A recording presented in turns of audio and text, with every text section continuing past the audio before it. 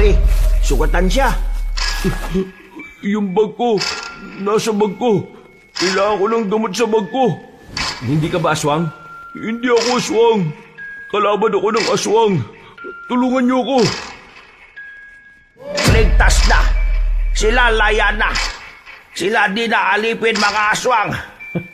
Ako tawa kasi isang matanda tulad ko. Nagawa kayong lokohin para ligtas ka barangay ko. Ganon ha. Tingnan natin kung makatawa ka pa sa gagawin ko. Ang galing mo, nak. Nagawa mo. Pa, panalo na tayo.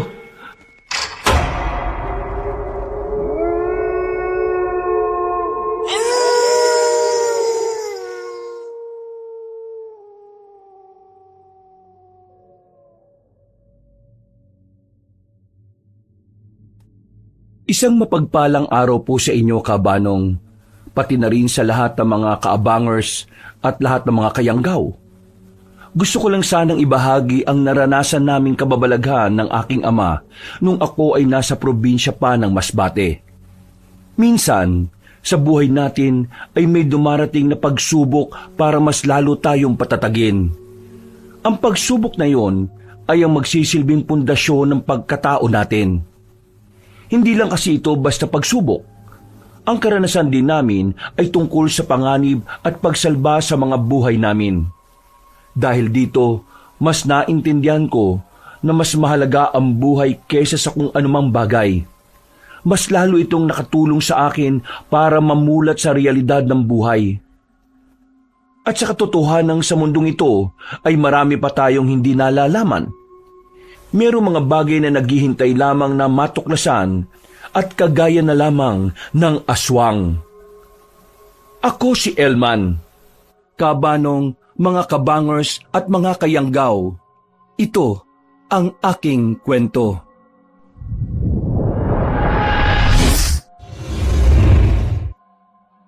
Bago nga pala magsimula ang ating kwento, sana'y mapindot nyo muna ang subscribe button at ang notification bell para lagi kayong nanonotify pag may bago tayong mga kwento.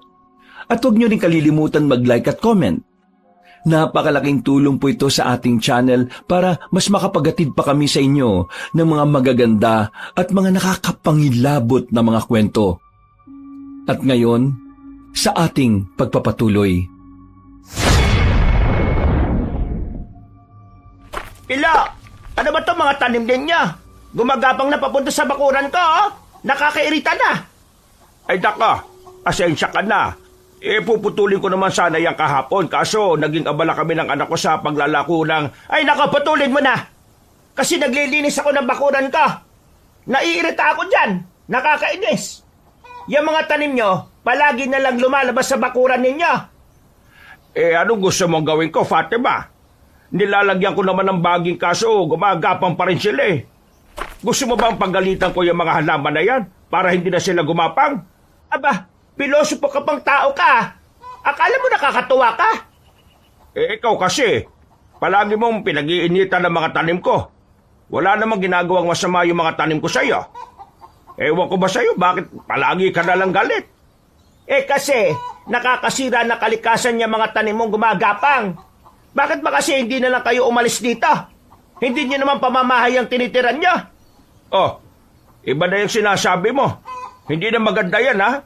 Nami-personal ka na, Fatima. Bakit? Totoo naman, ha? Bahay yan ng kapatid mo at isasauli niya sa pamunuan ng baryo natin kasi wala na siya.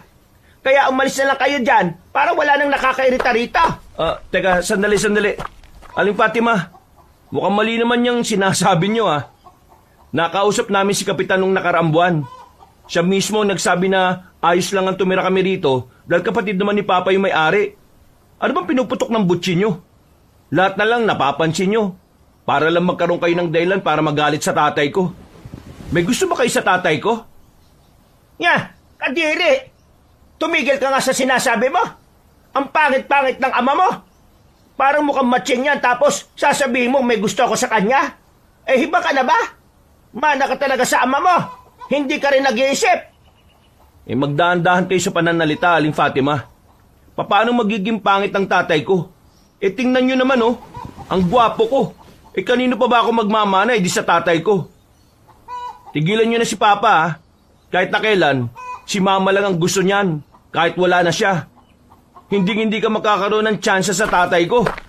Kaya huwag ka nang magpapansin, no? Habang nagpapapansin ka sa kanya, mas lalo ko lang iniisip na may gusto ka talaga sa airpot ko, eh. Hay! Kadiri! Kadiri ka! Sobrang kadiri! Kung makapagsabi ka ng kadiri, akala mo naman ang ganda-ganda mo. Mukha ka nga talampakan na puro kalyo, eh. Hay! Anong sinasabi mo? Totoo naman, Mukha kang kalyo na may konting tao. Kaya wala kang karapatan na manglait ng iba, ha? Hindi ka maganda. Aba, pagbabayaran mo tong sinasabi mo sa akin. Gagawa ko ng paraan para tuluyan na kayong mapalaya sa balyong ito. Hindi kayo nararapat dito, mga sampid! Galit na galit si Aling Fatima nang umalis siya ng bakuran namin. Napapailing na lamang ako nung mga sandaling yon, Kabanong. Hindi ko na rin kasi talaga kinakaya ang ugali ni Aling Fatima. Halos araw-araw na lang kasi siyang nagbubunga nga sa amin. Kahit wala namang magandang dahilan, palagi niyang inaaway ang tatay ko. Gulong-gulo na ako sa kanya, pero hindi ko na lang masyadong pinapatulan. Sinasabi lang palagi sa akin ng tatay ko na hayaan at intindihin na lang. Pero nung hapon na yon ay hindi na talaga ako nakatiis. Pa, sabihin mo nga sa akin, ano ba talagang problema na matandang yun sa'yo? Mula nung dumating tayo dito nung nakaraang taon, palaging mainit ang ulo nun sa'yo. May ginawa ka ba sa taong yon na hindi mo sinasabi sa akin? Sige na nga. Sasabihin ko na sa'yo. Nung nabubuhay pa kasi ang tiyuhin mo, na-award sa kanya itong bahay. Itong si Fatima at yung asawa niyang nasa ibang bansa, balak sana nilang kunin itong lupa na ito para gawin nilang tindahan. Ang kaso ay tiyo mo nga na-award. Kaya ayun, mula noon, galit na sila sa tiyuhin mo. Nung mawala ang tiyuhin mo, akala nila ay makukuha na nila tong lupa at bahay. Pero bigla tayong pumasok sa eksena. Kaya ayan, galit na galit. Yung asawa nga niya nakausap ko sa telepono, minura pa ako . Di minura ko din, nagburahan kami. Grabe kaswapang naman pala tong si Aling Fatima. Bakit kaya yung mga ganyang tao, di na lang maging pataba sa lupa? Huwag ka na ba magsalita ng ganyan, anak? Baka mamaya may makarinig sa'yo at may masamang mangyari sa matandang yun, ikaw pa ang pagbintangan. Hayaan mo siya. Basta tayo, kakampi natin si Kapitan. Hindi tayo palisin dito dahil alam niya naman kung anong nagawa ng tiyo mo sa baryong ito. At higit sa lahat, wala naman tayong ginagawa masama. Kung sa bagay, kagaya nga ng lagi niyong paalala sa akin, hanggat wala ka namang ginagawang masama, wala kang dapat ikabahala o ikatakot. Mabuti naman at hindi mo nakakalimutan yung paalala ko sa iyo. Kaya, idol kita . Kayo ang idol ko, Tay. Sa'yo ako nagmana . Pero anak, dapat magpamilya ka na. Bakit napunta na naman sa ganyang usapan natin pa? Hindi habang buhay kasama mo ko. Kaya dapat magkaroon ka na rin ng pamilya. Para kapag nawala ako, may makakasama ka sa buhay. Malungkot ang buhay mag-isa. Magpapamilya ako kapag ayos na ang buhay natin. Papayaman muna ako. Tapos, ipaparanas ko muna sa iyo lahat ng mga dapat mong maranasan. Kagaya ng ano? Kagaya ng maligo sa baryang 1,000,000. Sira ulo ka talaga. Alam mo, mabuti pa. Tulungan mo na lang akong magsalansa ng mga kalamansi. Alisin ng mga nabubulok para walang makasama sa ilalako natin bukas. Sige po. Ako nang bahala doon pa. Ikaw magpahinga na muna. Tinapik ako sa balikat ni Papa at saka pumasok na rin siya sa loob. Ako naman ay dumiretso na muna sa likod bahay. Meron kaming isa pang maliit na bahay roon kung saan doon naman iniimbak ang mga gulay namin. Pagpasok ko sa loob, nakarinig ako ng sumisitsit sa labas ng bakuran. Napakamot na lang ako sa ulo nang makita ko ang pagmumukha ng kababata ko. Ano na naman bang kailangan mo, ha? Apo na, oras na ng merienda ko. May dala akong lagay ng sausawan. Baka kailangan ko ng asukal eh. May suman kasi sa bahay. Pambira ka naman, oh. Ikaw yata uubos ng asukal namin, eh. Mauubos yung asukal nyo kapag hindi ka nagre-refill. Tigas din talaga ng mukha mo, eh, no? O, sige na. Teka, diyan ka lang, ha? Pasok ako ha. Oh, bisit ka. Sumakit sana ipin mo sa asukal na yan. Ang sweet mo naman kasi sa akin eh. Ay, siya nga pala pre. Baka bukas eh, pumunta dito si mama.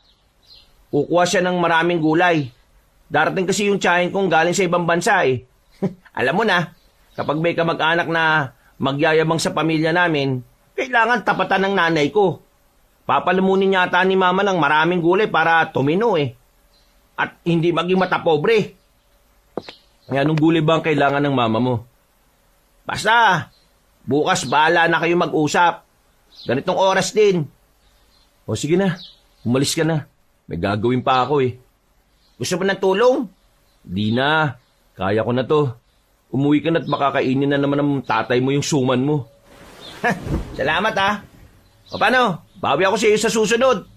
Di na kailangan, no? Asukal lang naman yan eh. Natatawa pang naglakad paalis ang kaibigan kong si Baste. Si Baste ay matalik kong kaibigan at pinakamalapit kong kababata.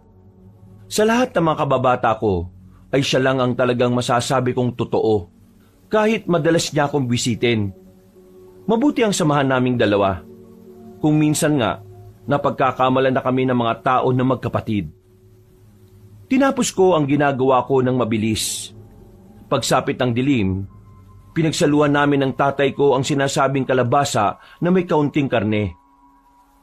Kontento na kami ni Papa sa ganoong pagkain. Mas maganda pa nga yun dahil masustansya ang kinakain namin. Kinabukasan ng umaga, maaga naming nilabas at nilagay sa maliit naming karton ang mga gulay na ilalako namin. Maganda ang bungad ng araw sa amin, lalo na't hindi namin nakita ang pagmumukha ni Aling Fatima. Kumusta ang tulog mo kagabi, Elman? Ayos naman o. Bakit o? Sigurado ka ba? Bakit? Nanaginip ba ako? Oo. Sabi ka ng halimaw eh. Sinampal nga kita ng mahina para tumigil ka eh. Oh? Hindi ko alam. Wala akong matandaan eh. Eh baka nananaginip ka lang ng masama. Pero may mga oras talaga na hindi mo na yan matatandaan eh. Siguro mukha ni Aling Fatima yung nakita ko sa panaginip ko. Kaya ako nasabi yun. Loko-loko ka talaga. Baka babaya eh, kumakain yung tao eh, bigla na lang masabit.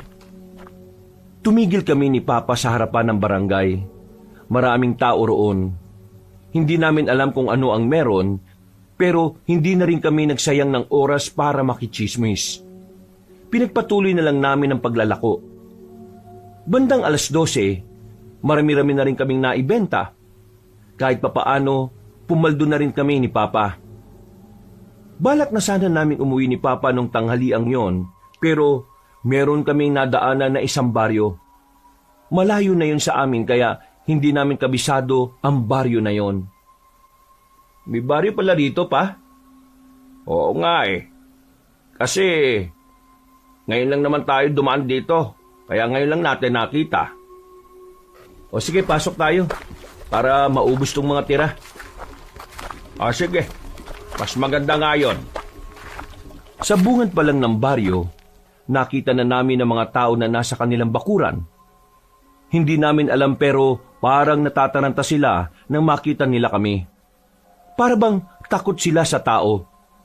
Pero nang makarating na kami sa bandang gitna, medyo maayos at hindi na weirdo ang mga naroon. Ilan pa nga sa kanila ang lumapit sa amin para bumili ng tinda naming gulay. Hindi nagtagal, mga pechay na lang ang natira sa kariton namin. Isang matandang lalaki ang lumapit sa amin at sumili pa sa kariton. Kayo ba dayo dito sa aming lugar? Nagkatinginan kami ni Papa. Hindi kasi namin inakala na ganun siya magsalita. Dahil doon, alam na namin na hindi siya purong Pilipino. Pero hindi namin alam ang eksaktong lahi niya, kaya si Papa na ang kumausap sa kanya. Dahil lang pre. Naglalako lang kami ng gulay. Ikaw, taga rito ka ba? Ano nga palang lahi meron ka? Para ka kasing Hapon o Inchik kasi singkit ka. Ako kalahati Inche, kalahati Pinoy. Ako tagal na rito Pilipinas. Dito na ako tatanda. Kaya pala. Yan na lang inyo tinda. Kuha ko na yan. Sakto ako luto ulam ngayon. Ay sige o. 50 na lang ho lahat yan. Hindi ako hingi tawad. Ako negosyante din noon. Kaya alam ko ang tawad gawain lang mga kuripot. At saka ayaw ko kayo lugni. Kaya tawad-tawad, hindi po pwede sa akin. Ay maraming salamat no. Huwag ko kayo mag-alala. Bukas babalik po kami ulit dito para mas maraming gulay ang mabili ninyo. Siya nga pala. Pilu pala ang pangalan ko. Ito naman ang anak ko na si Elman. Akin pangalan naman si Uy. Pangalan ko, parang ganito. Uy, akin utang pera pero ako di napapakita sa iyo, ha? Aba, ayos tong Inchik na to Joker rin pala. Paano? Ako alis na. Ako luto pa pagkain. Ako inyo pasalamat madami, ha? Sige, maraming salamat din ho. Palis na sana matandang Inchik nang biglang may mga dumating. Ang mga taong nasa paligid ay kanya-kanyang pasok sa kanilang mga bakuran para silang mga natatarantang pusa. Napansin din namin si Mr. Uy na parang hindi alam ang gagawin. Bakit po? Ano po nangyayari? Don Luis, dito na baryo. Don Luis, tinitingala dito. Siya may-ari baryo na tirahan namin. Nako, uwi na ko. Baka kayo pagalitan. Uwi na rin kayo. Hindi na kami nakalis sa kinatatayuan namin na makalapit na ang mga yon. Napatingin ako sa mukha nila. Lalo na sa matandang lalaki na nakasuot ng magarang damit. Maputla ang balat nila na parabang hindi sila naaarawan. Don Luis, sila tindalang gulay. Di sila tagal nito.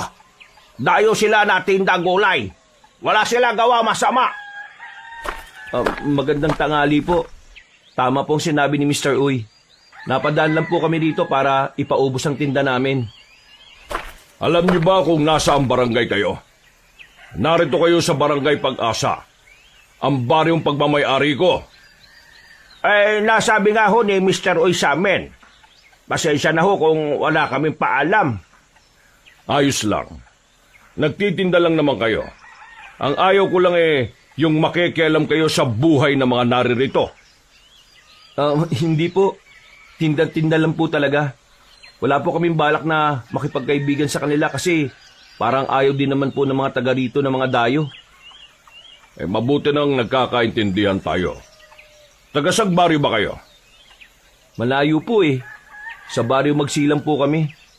Ganun po kalayo yung nilalakad namin para ilako yung mga tinda namin. Sige na, makakaalis na kayo. Mr. Uy, sumama ka sa akin at may sasabihin ako sa iyo. Ako sama sa iyo, Don Luis. Teka lang, saglit lang ha. Naglakad na sila kasama matandang Inchik. Napatingin pa ako habang papalayo sila. Sa hindi ko maipaliwanag na dahilan, parang may nararamdaman akong hindi tama. Iba ang kutob ko sa Don Luis na yon. Hindi ko lang talaga matukoy kung ano. Bakit anak? May problema ba? Wala naman po pa. Tara na po.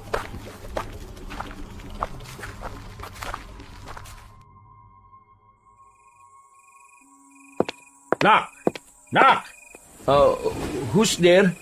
Anong husdyan ang pinagsasasabi mo? Tinatawag kita.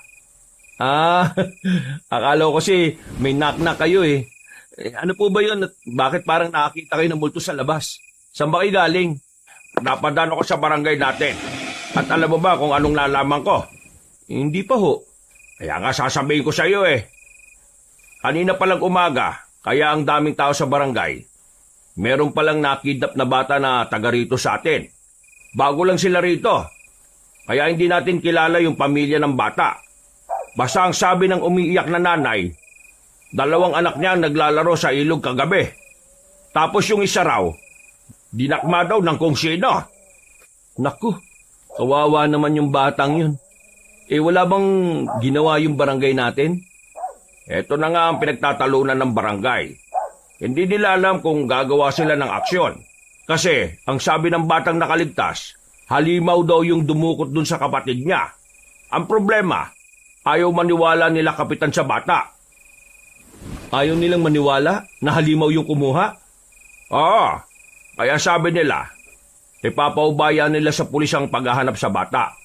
Sabi naman ng nanay, dapat daw tumulong ang barangay.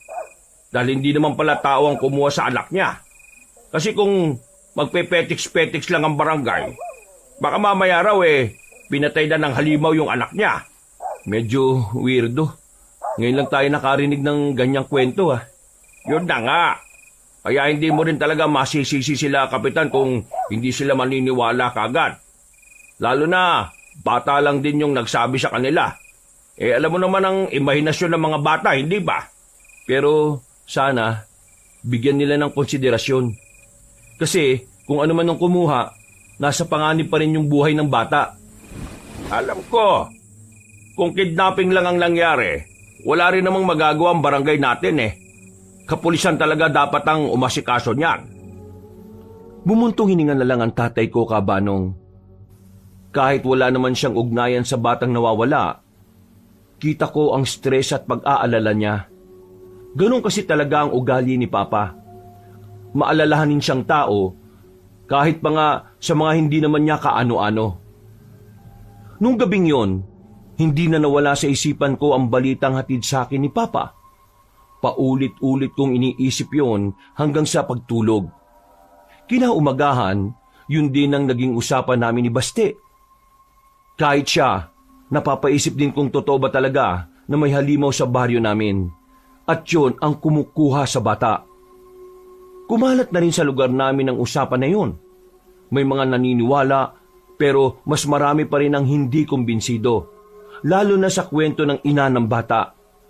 Ayaw nila magtiwala sa ideyang meron ngang kakaibang nilalang na gumagala sa aming lugar.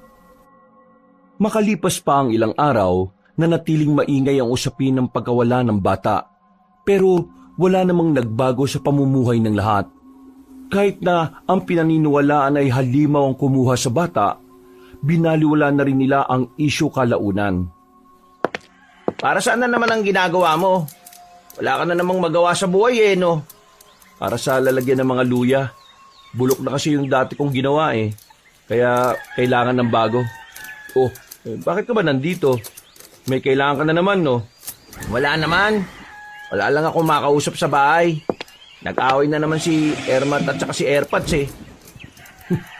Bakit kasi hindi ka nalang umalis sa inyo Kung kaya mo namang magtrabaho para sa sarili mo. Akala mo ba ganun lang kadaling bumukod? Oo. Kaya ko namang mabuhay ng mag-isa. Pero ang inaalala ko lang naman yung nanay ko.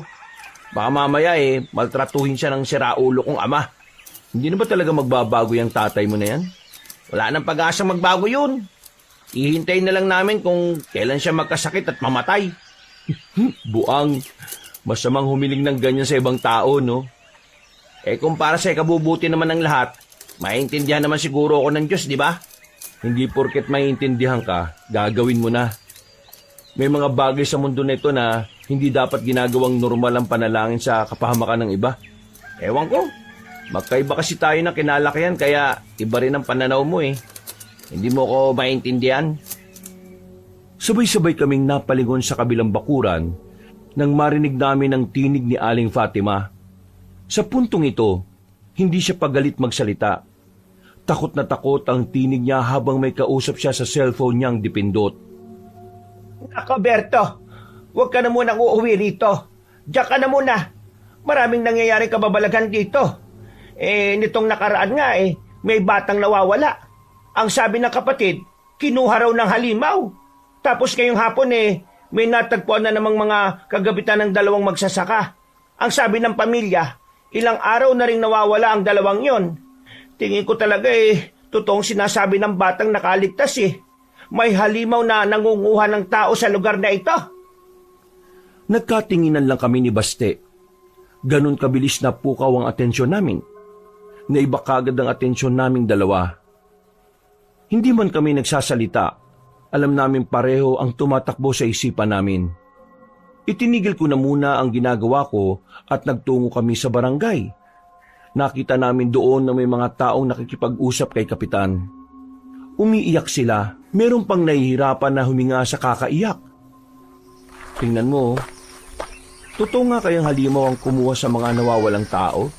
Hindi natin malalaman kung hindi mangyayari sa atin. Huy, baliw ka ba? Anong gusto mo? Magpakuha tayo kung sino man yon? Joke lang. Pero tingin ko talaga, totoo yung pre. Ang tanong dito, aaksyon na kaya yung barangay natin? Yung mga pinagsabihan pulis nung nakaraan, wala namang ginawa rin para mahanap yung bata Nag-iimbestiga raw, pero wala namang balita kung ano nang nangyayari sa investigasyon. Kung ano o sino man yung gumawa na yon, mag-iingat ka na lang pre, pati na rin ang pamilya mo. Mas maganda nang naghahanda tayo. Kayo rin pre. Hanggat maaari, huwag mong iiwan tatay mo o huwag mong hayaang maglakad mag-isa sa daan. Pumasok kagad sa utak ko ang tatay ko. Hanggang sa mga oras kasi na yon, hindi pa rin nakakabalik si Papa mula sa paniningil ng mga may utang sa kanya. Kaya naman, agad akong nagpaalam kay Baste. Umuwi ako ng bahay at sakto namang kauuwi lang din pala ni Papa. Nakahinga na ako ng maayos. Mukha namang walang nangyaring masama sa kanya, kaya napawi na rin ang pangamba ko. Kinabukasan, maaga na naman kaming umalis ng tatay ko. Mga bagong pitas pa mula sa taniman namin ang mga ilalako namin. Bago pa kami nakarating ng Barangay Pag-asa, kakaunti na lang ang natitirang gulay sa kariton namin. Nasundan na naman yung mga nawawala sa lugar natin Pero hindi pa rin nalalaman kung sino yung salarin. Ay nako, nakakabahala na. Dapat talaga, kumilos na rin yung barangay natin Ikaw pa, naniniwala ka bang halimaw yung nambibiktima? Naniniwala akong may halimaw. Pero hindi ko pa masabi kung halimaw nga ba yung nambiktima. Mahirap magsalita Pero kung ikaw naniniwala ka na halimaw yon, wala namang problema sa akin. Paano kung aswang pala? Aswang? Pwede rin naman. Pero mas maganda kung sigurado tayo. Oh, ayun na pala. Malapit na pala tayo Mas binilisan na namin ang pagtutulak ng kariton nang matanaw na rin namin ang arko ng Barangay Pag-asa. Pagpasok namin sa barangay na yon, hinanap agad namin si Mr. Uy. Siya kasi ang prioridad namin bentahan dahil mahilig siyang maggulay. Habang nagtutula kami ng kariton, nagtataka kami kung bakit puro kabataan lang ang nakikita namin sa mga bakuran. At karamihan pa sa kanila ay naglalaba, nagsasaing, nagsisibak, at ang iba pa ay nagbubuhat ng mabibigat. Sobrang abala nila sa murang edad. Parang wala yung mga matatanda ngayon Ano bang meron? Kaya nga Si Mr. Uy kaya makikita natin dito. Sayang naman kasi itong dala natin. Para pa naman to sa kanya. Libutin na lang muna natin tong barangay na to. Baka naman nandyan lang siya sa tabi-tabi. Kabanong, hindi ko alam kung bakit nakakaramdam ako ng pagkailang habang nagtutala kami ng kariton. Yung mga tingin kasi sa amin ng mga bata, parang may gusto silang sabihin. Baka sa mukha nila yung pangamba at takot na hindi namin maintindihan kung saan nagmumula. Hindi na lang namin pinansin ng mga bata. Pinagpatuloy namin ng tatay ko ang pagtutulak hanggang sa meron pang isang bata na sumalubong sa amin. Isang batang payat, marumi ang pananamit. Wala pa siyang tsinelas. Kuya! Tulungan niyo po kami. Bakit? Anong problema? Kasi po yung mama at papa ko po, Nasa minahan po sila. Ginagawa. Pambihira! Ikaw bata, punta sa inyo ha? Ikaw bakit labas? Pag ikaw kita ni Don Luis, ikaw malalagot. Uwi! Uwi sa inyo! Bilis, uwi! Napapailing na lang ang batang lalaki at saka tumakbo na rin paalis. Bumuntong hininga na lamang ang matandang inchik. Lumapit siya sa amin at sumilip sa mga natitira naming tinda. Napangiti. Masaya siyang makita kami ulit. Talaga kayo balik dito para tindang gulay, ha? Eh, kagaya nga ng pinangako ko, babalik kami rito. Kaya nga lang kakaunti na lang ulit. Nabawasan kasi ng nabawasan bago kami makarating dito eh. Wala problema sa akin. Bibiling ko lahat tira na yan. Mr. Uy, napansin ko lang, no? Bakit parang puro bata ang naririto ngayon? Nasaan yung mga magulang nila? Bakit sila yung mga kumikilos? May naglalaba, may nagsasaing, tapos may nagsisibak. At ang iba pa kung ano-ano ginagawa. Wag sila pansin. Hayaan nyo sila. Mas maganda, kayo tinda na lang. Sige, kuha ko na lahat yan. Hindi na ako nagsalita ng sandaling yon, Kaabanong. Habang si Papa at si Mr. Uy ay parang magkaibigan lang kung mag-usap. Sinuyod ko ulit ng tingin ng buong paligid. Nakita ko ulit ang mga batang naroroon. Nakatingin din sila sa akin. Hindi ko alam kung bakit para talaga silang nababahala. Lalong-lalo na yung batang lumapit sa amin. Noong mga sandaling yon, may masama na akong kutob. Malakas ang inala ko na meron talagang ibang nangyayari sa lugar na yon. At sa tingin ko, Kaabanong, may nalalaman doon ang matandang inchik.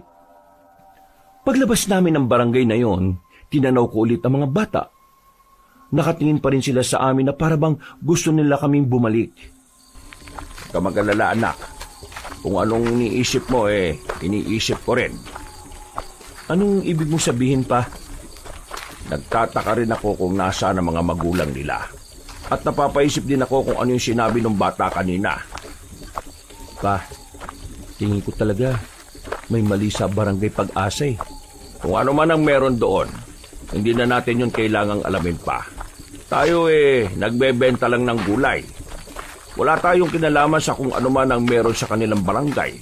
Pero pa, paano kung may nangyayaring pang-aabuso? Anak, may mga bagay sa mundong ito na hindi na dapat natin pinakikialaman. Lalong-lalo na kung sangkot dito yung kapakanan at kaligtasan ng nakararami. Lalong-lalo natin. Paano kung may dahilan talaga kung bakit tayo napadpad sa barangay Pag-asa? Hindi ba parang Elman?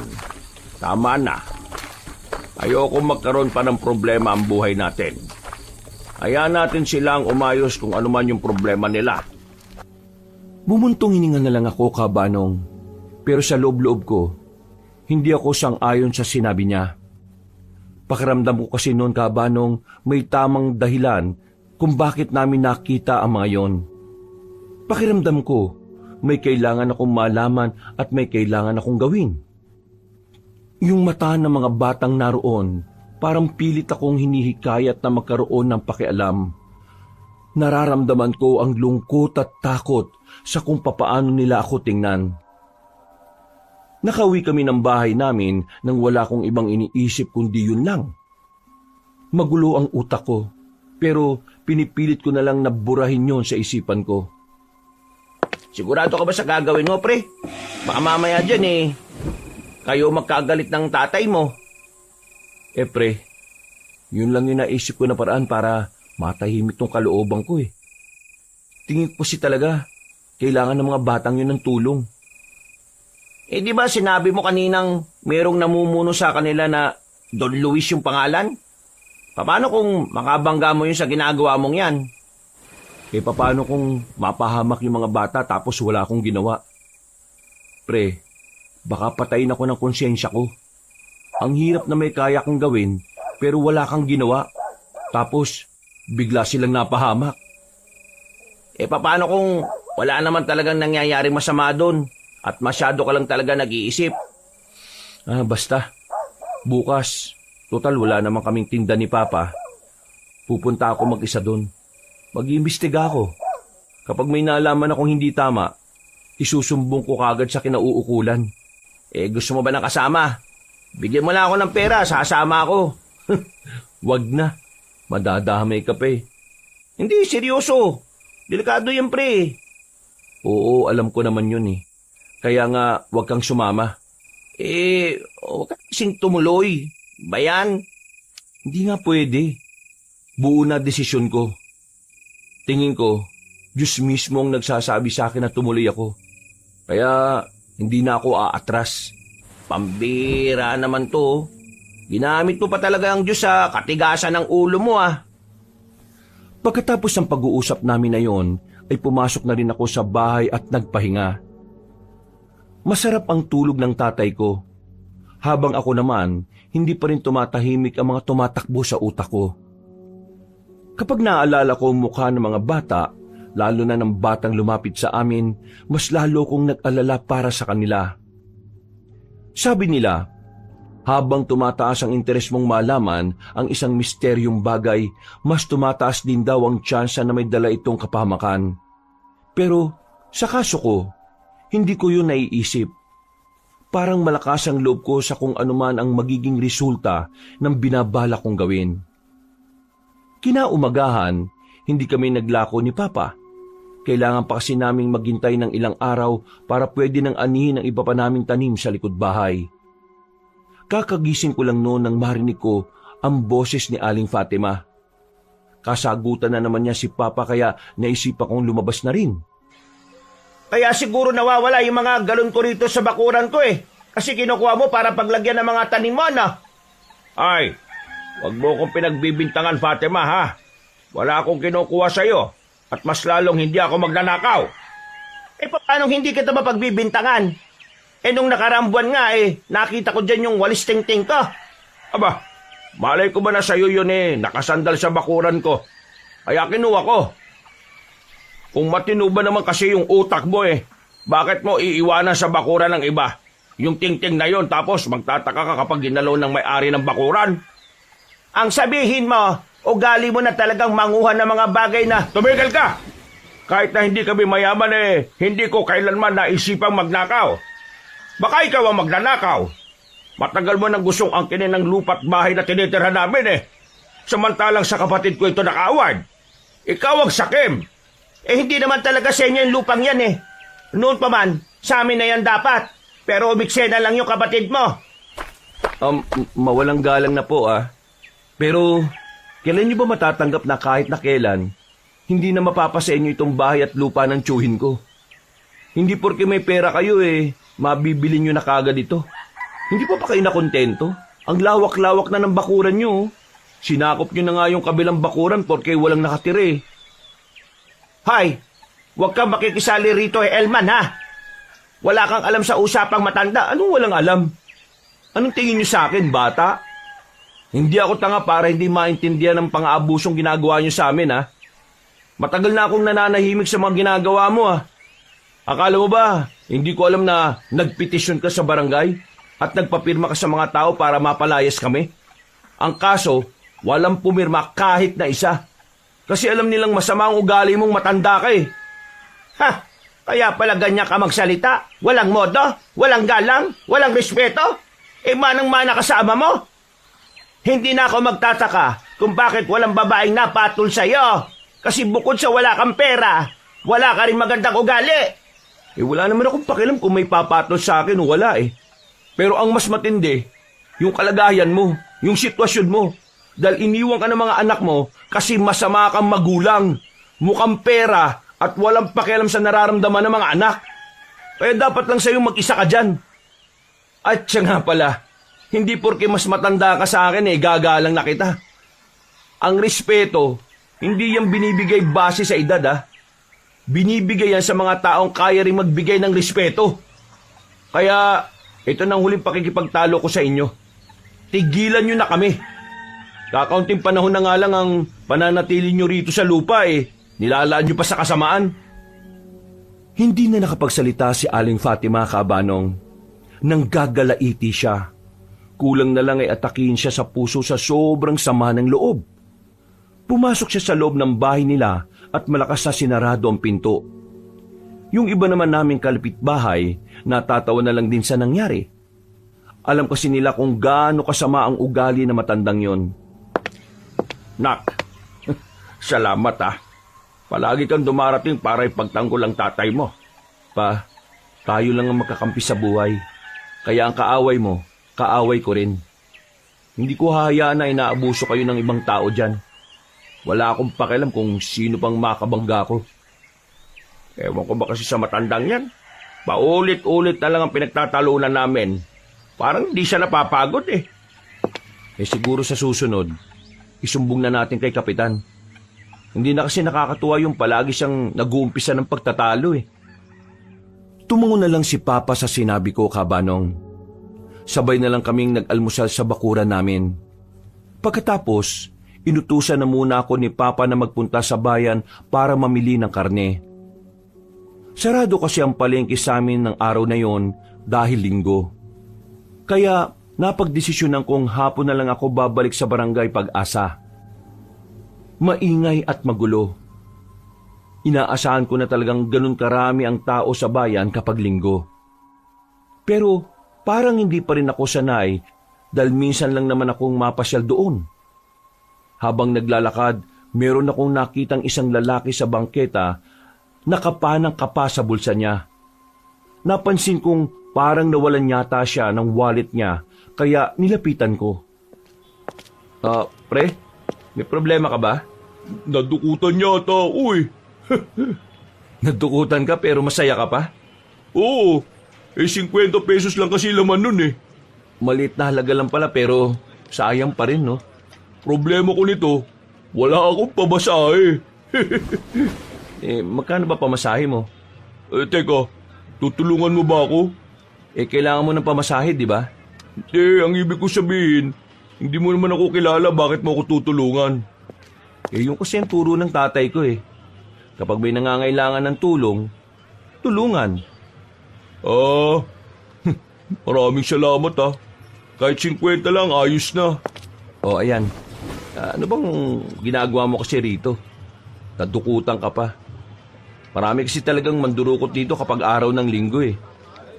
May kausap kasi akong kamag-anak. Nakita kami sa isang kainan. Pauwi na sana ako eh. Kaso pagkapako ngayon, ayun, wala na yung pitaka ko. Hindi ko maalala kung sinong dumikit sa akin eh. Ay, siya nga pala. Elman. Elman ang pangalan ko. Wow! Angas ng pangalan. Tunog mabait ah. Makoy naman ang pangalan ko. Pangalan mo parang sobrang daming ginagawang kalokohan ah. Uy, pareho kayo lang sinabi ng kaibigan kong nilumpo ko eh. Hindi, joke lang. Hindi ko alam kung bakit magaan ang pakiramdam ko sa lalaking yon. Naisip ko nga na baka sadyang madali lang ako magtiwala o baka dahil pala kaibigan lang din talaga ako. Tiningnan ko siya ng maigi. Hindi naman siya mukhang masama. Hindi naman siya mukhang manluloko. Pre, salamat ah. Taga saan ka ba? Taga Baryo Magsilang ako. Taga doon ka pala? O bakit? Alam mo ba yon? Hindi. Saan ba yun? Akala ko naman alam mo. Basta, malapit lang. Ikaw, taga saan ka ba? Malapit lang din dito. Isang sakay lang. Baryo Payapa. Ang payapa siguro sa inyo no? Kabaliktaran. Laging may nag-aaway na mag-asawa kasi nahuhuli yung lalaki na may ibang babae. Tapos yung kabit, pangit. Yung asawa, sobrang ganda. Iba na kasi mismong takbo ng utak ng mga kabaro natin no? Kapag matino yung asawa, ayaw. Gusto ng babaeng pangit na walang trabaho at walang ibang ginawa kundi bumukha ka. Sira ulo talaga ibang lalaki, pre. Buti na lang di tayo ganun no? Pre, nakakilala na ba tayo nun? Para kasing kung mag-usap tayo kilala natin yung isa't isa. Baka kasi iisa tayo ng vibe. Napapailing na lang ako pero natatawan na rin ako, Kabanong. Hindi ko kasi inakala na may makakausap akong tao na gaya niya. Bibihira na lang kasi yung mga taong gano'n na sobrang daling pakisamahan. Dahil sa kadaldalan niya, medyo nakalimutan ko pansamantala ang mga iniisip ko tungkol sa Barangay Pag-asa. Nang sumakay na siya sa jeep, kumuway pa siya sa akin at tuluyang umandar papalayo. Lakas din ng amats ng isang yun Pero ayos Ang bilis ko siyang nakasundo Sana makita kami ulit. Matapos kong mabili ang mga karne, ay agad na rin ako umuwi sa amin. Naging abala kami ni Papa nung tanghaling yun. Anibersaryo kasi na kamatayan ni Mama. Dumalo kami sa sementeryo na malapit lang din naman sa amin. Pagkatapos, kumuha na lang ako ng tamang pagkakataon para makaalis. Nakakamiss ang mama mo no? Kung siguro nabubuhay pa siya ngayon, baka pinagpapapalo na ako nun ng yantok. Ayaw nun na sinusuot ko itong sapatos nito kasi masikip na Kaya nga ho Pero kung nasaan man ngayon si Mama, paniguradong masaya naman na siya Kasi nakikita niyang nasa maayos na kalagayan naman tayong dalawa. Alam mo, mahal na mahal ko mama mo Kahit na anong mangyari, hindi siya mapapalitan sa puso ko. Siya lang ang nag-iisang babae sa buhay ko. Bakit parang ang defensive mo yata pa? Siguro may babae ka, no? Lagot ka kay Mama. Ay, sira ulo. Pinagsasasabi mo. Wala akong babae, no? Sinasabi ko ito kasi anniversary ng pagkamatay ng mama mo. Ikaw ba? Kailan ka ba mag-aasawa? Pa naman? Sinabi ko naman sa'yo na wala pa sa isipan ko yan. Baka kasi ayaw mo pang mag-asawa kasi dahil sa akin, Ayaw mo akong maiwan, no? Hindi naman sa ganun pa. Ayaw ko lang talaga sa ngayon. Ikaw ang bahala. Basta ang sinasabi ko lang naman sa'yo, hindi habang buhay kasama mo ko. Kaya kailangan may kasama ka ring tatanda. Tumangon na lang ako sa sinabi niya kahit na ang totoo, nakakaramdam ako ng lungkot. Totoo naman kasi ang sinabi niya. Sa buhay ng tao, palaging malungkot kapag mag-isa ka lang sa buhay. At ang masakit na katotohanan na kailangan kong paghandaan noon ay ang pagkawala niya sa mundo na alam ko rin naman na hindi mapipigilan. Makalipas ang ilang oras, naging abala ang tatay ko sa pagkumpuni ng mga gamit niya. Habang ako, sinamantala ko na ang pagkakataon para makapag-imbestiga sa Barangay Pag-asa. Habang naglalakad ako, ay nakasalubong ko si Baste. Kita ko agad sa mukha niya ang inis at pagkairita. Nakasarado din ang kanyang kamao. Oh, bakit ganyan ang mukha mo? Para kang may kaaway Visit kasi yung tatay ko Anong nangyari? Gagi, nadugo ilong mo Ayos lang to. Ano nga nangyari? Sabihin mo.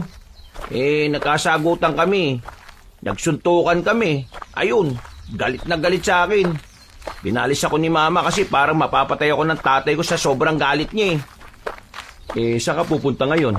Diyos ko ka talaga Sama ako, pre. Baliw. Sa Barangay Pag-asa ako pupunta. Wala akong pakialam kahit sa impyerno ka na pumunta.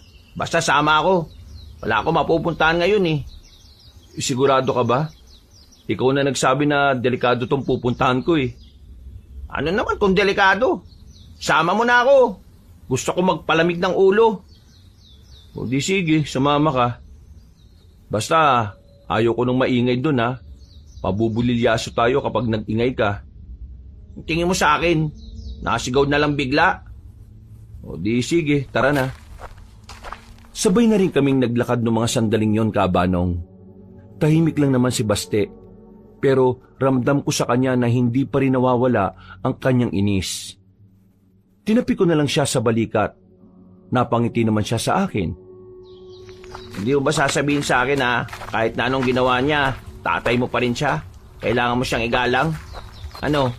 Sasabihin mo ba? Gaya ng sinasabi ng iba naming kamag-anak? Ang tatay, hindi nananakit ng anak at asawa. Ang tatay, mahal ang pamilya. Ang mabubuting tatay lang ang ginagalang at hindi ang mga ama na walang respeto sa nararamdaman ng anak niya at asawa. Sino ba kasi nagpauso ng ganyan? Na porki tatay mo, kahit sinasaktan at minamaltrato ka, kailangan mo igalang? Katarantaduhan yan eh. Akala ko kagaya ka ng iba eh. Buti naman hindi. Maayos akong pinalaki ng tatay ko, kaya hindi ganun ang pananaw ko. Nakakatawa lang kasing isipin na yung ibang tao, palagi nilang hinuhusgahan yung mga anak na natutong lumaban. Pero yung mga magulang na naging dahilan kung bakit nagiging palaban yung anak, hindi nila pinapansin eh. Nakatingin lang sila palagi sa kung ano ang pinapakitang mali ng anak. Pero hindi nila inalam kung ano yung pinag-ugatan. Ganun talaga ang lipunan natin, pre. Kasama na sa bulok na sistema yung mas madalas na nakikita yung mali kaysa sa mga mabubuti mong nagawa. At ang masakit pa nun, pre, sa ayaw at sa gusto mo, habang buhay tayong magiging parte ng sistema hanggat walang nagtatangkang baguhin yung nakasanayan na sistema. Ay nako, kapag namatay ako at binigyan ako ng pagkakataon ulit na mabuhay, pipiliin ko na lang na mabuhay sa ibang bansa eh. Ayoko na rito sa Pilipinas. Ang daming bulok. Kung ako naman ang magkakaroon ng pagkakataong mabuhay ulit, Pilipinas pa rin ang pipiliin ko. Kasi sa parte pa lang na binigyan ka ulit ng pagkakataon na mabuhay ibig sabihin lang nun, may kailangan kang gawin para mabago ang mga mali. Ayos din pala yung naging suntukan namin ni Papa no? Nagkakaroon tayo ng makabuluhan at malalim na usapan. Sira ulo. Hindi rin maganda na nakakapisika lang kayo. Baka mamaya, mapahamak pa kayong pareho sa susunod eh. Basta ako bilib ako sa'yo kasi pinoprotektahan mo ang mama mo. Ay nako, change topic na nga. Ano, malapit na ba tayo? Oo pre, malapit-lapit na tayo. Kaya ihanda mo na yung sarili mo. Binilisan namin ang paglalakad. Maya-maya pa, natanaw na namin ang arko ng Barangay Pag-asa. Tumigil kami sandali. Inayos ko na ang suot kong sombrero. Huminga ako ng malalim. Medyo kabado rin ako noon sa ginagawa namin, Kabanong. Nandito na tayo. Kailangan natin magtago. Kapag nakita nila ako dito, mamumukhaan nila ako Magtataka sila kung bakit ako narito wala naman akong dalang gulay. Basta, ikaw na bahala. Sabi mo lang kung ano ang gagawin. Agad kaming gumilid. Tumingin-tingin kami sa paligid. Sa mga puntong ito, napansin ko na hindi na mga bata ang nasa bakuran. Naroon na matatanda at mga magulang. Kaya naman lumipat pa kami ng pwesto. Walang nakakapansin sa amin, pero hindi kami naging kampante. Naging maingat pa rin kami sa pagkilos namin. Sa kakalakad namin sa sulok-sulok, natanaw na namin na matandang inchik na si Mr. Uy. Abala matandang yon sa ginagawa niya sa kanyang bakuran. Ang unang pumasok sa isipan ko ay lapitan siya. Palagay ko kasi marami talaga siyang nalalaman sa mga bagay-bagay tungkol sa baryo nila at tungkol na rin sa mga taong humahawak ng kanilang lugar. Teka, sigurado ka bang mapagkakatiwalaan niyang matandang yan? Mabait yan. Yan ang isa sa suki namin dito Tingin ko, marami tayong malalaman sa kanya. Hintayin mo na lang ako dito. Ako na lang ang lalapit sa kanya. Bumalik ka agad Bigla akong kinabahan sa ginagawa natin Kalma lang. Huwag ka masyadong tensyonado, no? Maingat akong lumabas sa likuran ng halamanan, Kabanong.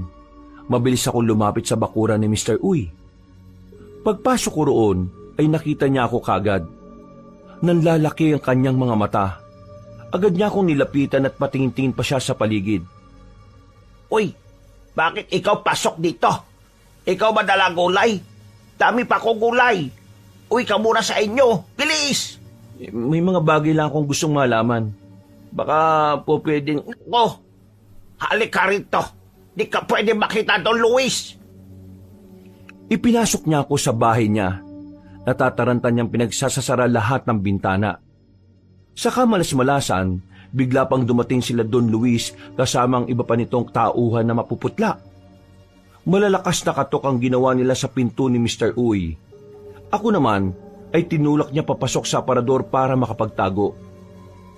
Sinunod ko na lang ang sinabi niya dahil pakiramdam ko, Siya ang mapapahama kapag nakita nilang naroroon ako.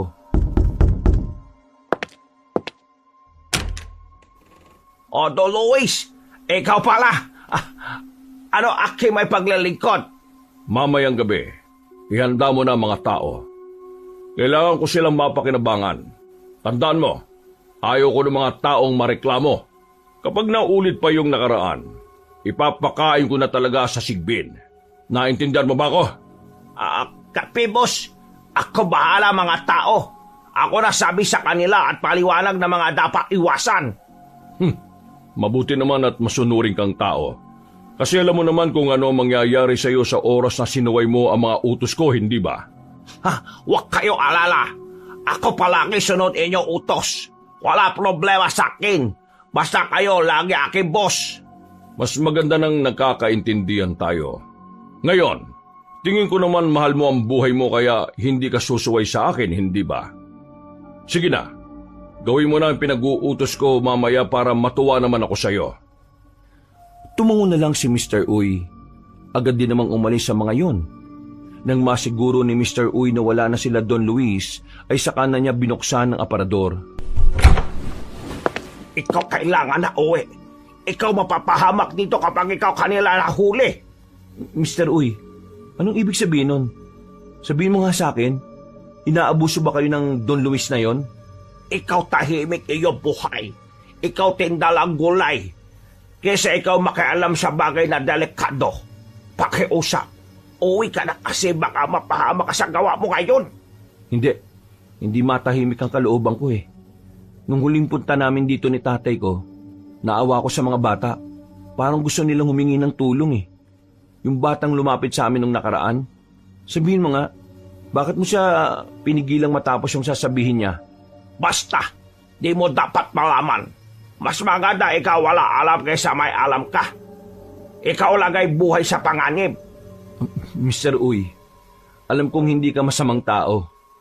Alam ko na busilak ang puso mo. Nararamdaman ko yun. Kaya sana, tulungan mo akong matulungan ng mga batang narito. O kahit kayo. Kaya sabihin mo sa akin kung ano ba talaga yung nangyayari dito. Ako natatakot. Kaya pakiusap. Wag na ikaw tanong. Uwi ka na lang. Alam kong mahal mo ang mga taga rito. Pero walang mangyayari kung magpapakain ka lang sa takot mo, Mr. Uy. Kaya makipagtulungan ka sa akin.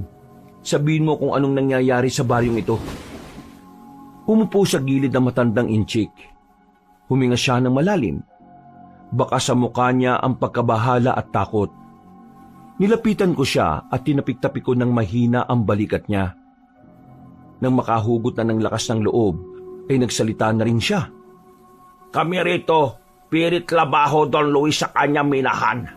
Walang bayad, wala kahit ano, kahit 5 doling. Ibig sabihin, yung oras na nakita namin yung mga bata ang nag-aasikaso rito, yung mga magulang nila dinala nyo sa minahan para pwersahang pagtrabahuin? Kung hindi sila sunod, kung ayaw nila trabaho, sila patay Don Luis Pangaalipin yung ginagawa niya, Mr. Uy. Bakit naman ayaw mo magsumbong sa kinauukulan? Kapag kawak ko yon, bago pa makalating polis dito, mga kasama ko baka patay na. Kung ako lang patayin, aayos lang sa akin Pero kung kasama iba, pati bata, kawawa sila. Hindi ko kaya, di kaya konsensya ko.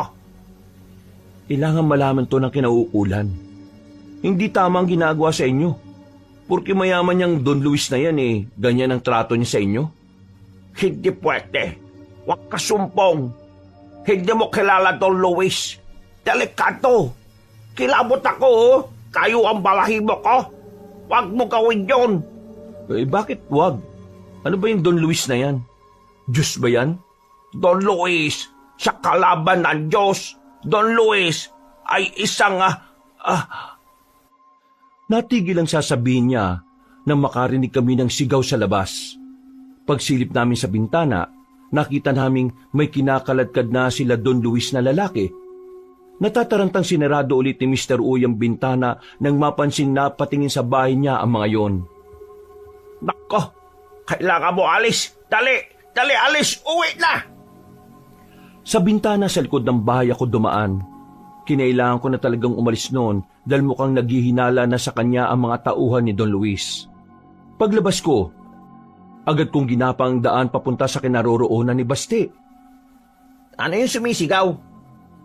May kinukuha yung mga tauhan ni Don Luis na isang lalaki. Hindi ko alam kung anong gagawin nila ron.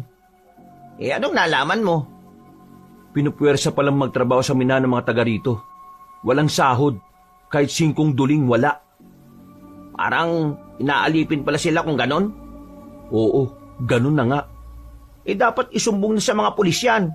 Parang sindikatong datingan ng ganyan eh. Wag muna. Hindi ko pa nalalaman kung bakit ayaw ni Mr. Uy sabihin ang dahilan kung bakit hindi pwedeng isumbong sa pulis. Ang sabi niya kasi, delikado raw si Don Luis. Delikado naman talaga, di ba? Hindi, ang ibig kong sabihin, mas delikado pa sa delikado.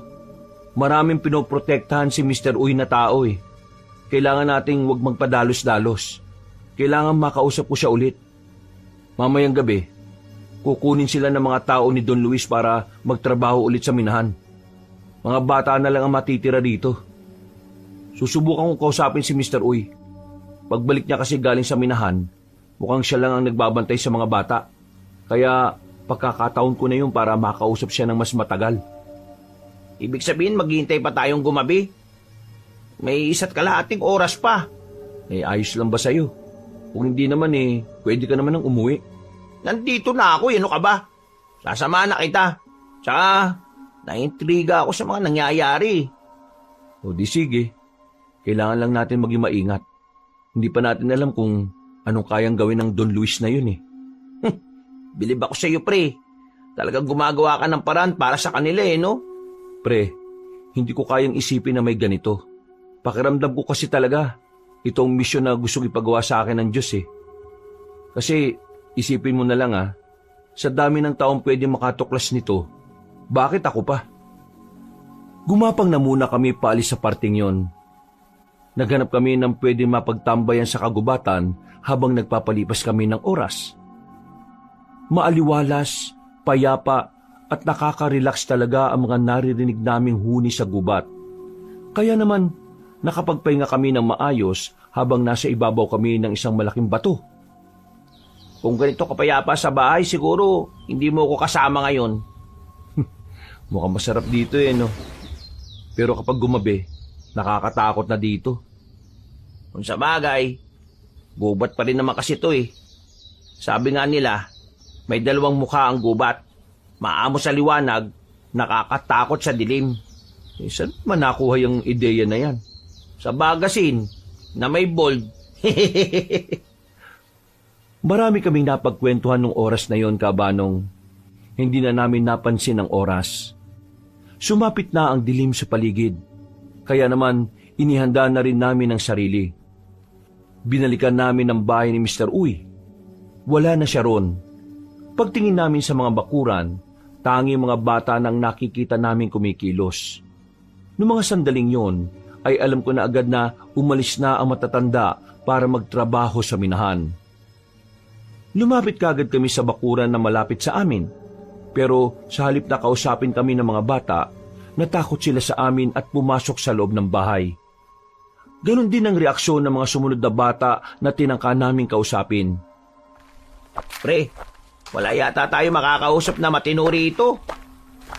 Merong isang bata rito nung nakaraan na may gustong sabihin sa amin Siya ang kailangan natin makausap. Kailangan natin siyang mahanap dito. Saan naman natin siya hahanapin, Aber? Idisuyurin natin yung buong barangay Pag-asa. Inisa-isa nga namin ang mga natitirang bahay, Kabanong. Pero sa kasamaang palad, hindi namin nakita roon ang hinahanap namin. Ilang beses na rin namin sinubukan na makipag-usap sa mga bata. Kaso masyado silang mailap. Hindi nila kami hinaharap. Sumisilip-silip lang sila sa bintana. Baka sa kanilang mukha ang takot. Pre, may tao. Gagi, tago tayo. Hinila ko si Baste papunta sa gilid ng bahay. Pinagsiksikan namin ang mga sarili namin sa kulungan ng mga manok. Pasimple ko silang sinilip. Kasama nila si Mr. Uy. Nang makalagpas na sila sa amin, ay nakahinga na rin kami ng maluwag. buong akala namin ay nakita nila kami. Tingin ko, balik na lang tayo bukas. Oo, siguro nga. Balik na lang tayo. Palis na sana kami noon, pero nakakasalubong namin ang batang tinutukoy ko. Napatingin din sa amin ang bata. Bago pa siya magsalita, binuhat ko kagad ang bata at dinala ko siya sa isang iskinita. Ikaw yung bata nung nakaraan, di ba? Tama ba ako? Opo, ako po yun. Tutulungan niyo na po ba kami? Tutulungan ka namin kung sasabihin mo sa akin ang lahat ng nalalaman mo. Ngayon, sabihin mo sa akin, anong pagkakakilala mo kay Don Luis?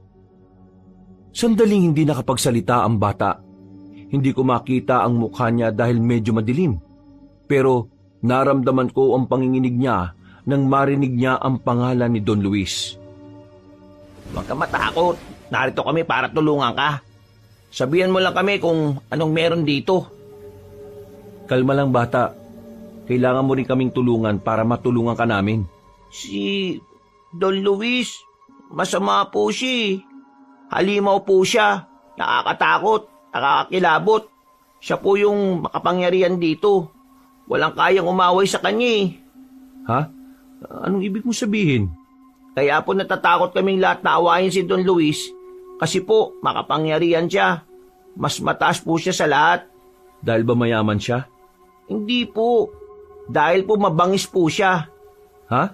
Mabangis? Si Don Luis po hindi tao. Isa po siyang aswang. Aswang po siya, kuya. Pati na rin po yung mga tauhan niya. Pati po yung mga kamag-anak niya. Lahat po sila aswang. Nakakatakot po sila. Kinakain po nila lahat ng sumusuway sa utos nila. Hindi ko na po kayang makita na pinapahirapan nila yung mga magulang namin sa minahan eh. Noong mga sandaling yon, sandali kaming natamimi ni Baste. Hindi namin inaasahan na yun ang lalabas sa bibig ng bata. Higit pa pala sa yaman ang dahilan kaya nagahari si Don Luis sa barangay Pag-asa. Naramdaman ko na lang na nagtitindigan na ang mga balahibo ko. Otomatikong kinilabutan kami. Kumukuha din po sila ng ibang tao sa ibang lugar. Kapag bata po nakukuha nila, ginagawa po nilang pagkain. Pero kapag ina o ama po, yung magulang po sa minahan, yung bata po sa bahay. Tapos narinig ko po, kami mga bata po, balang araw, magiging aswang din daw po kami. Parang gagawin po nila kaming kagaya nila.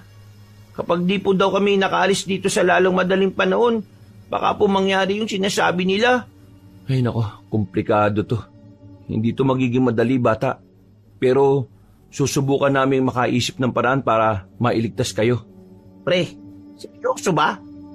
Mga aswang na makakalaban natin dito, no? Hindi na tao. Ngayon nalaman ko na ang totoo. Mas lalo akong nagkaroon ng dahilan para tulungan sila. Pre, ayaw kitang madamay dito. Kaya ako nang bahala sa problemang to. Ha? Buwang ka ba? Paano kung ikamatay mo tong gagawin mo, ha?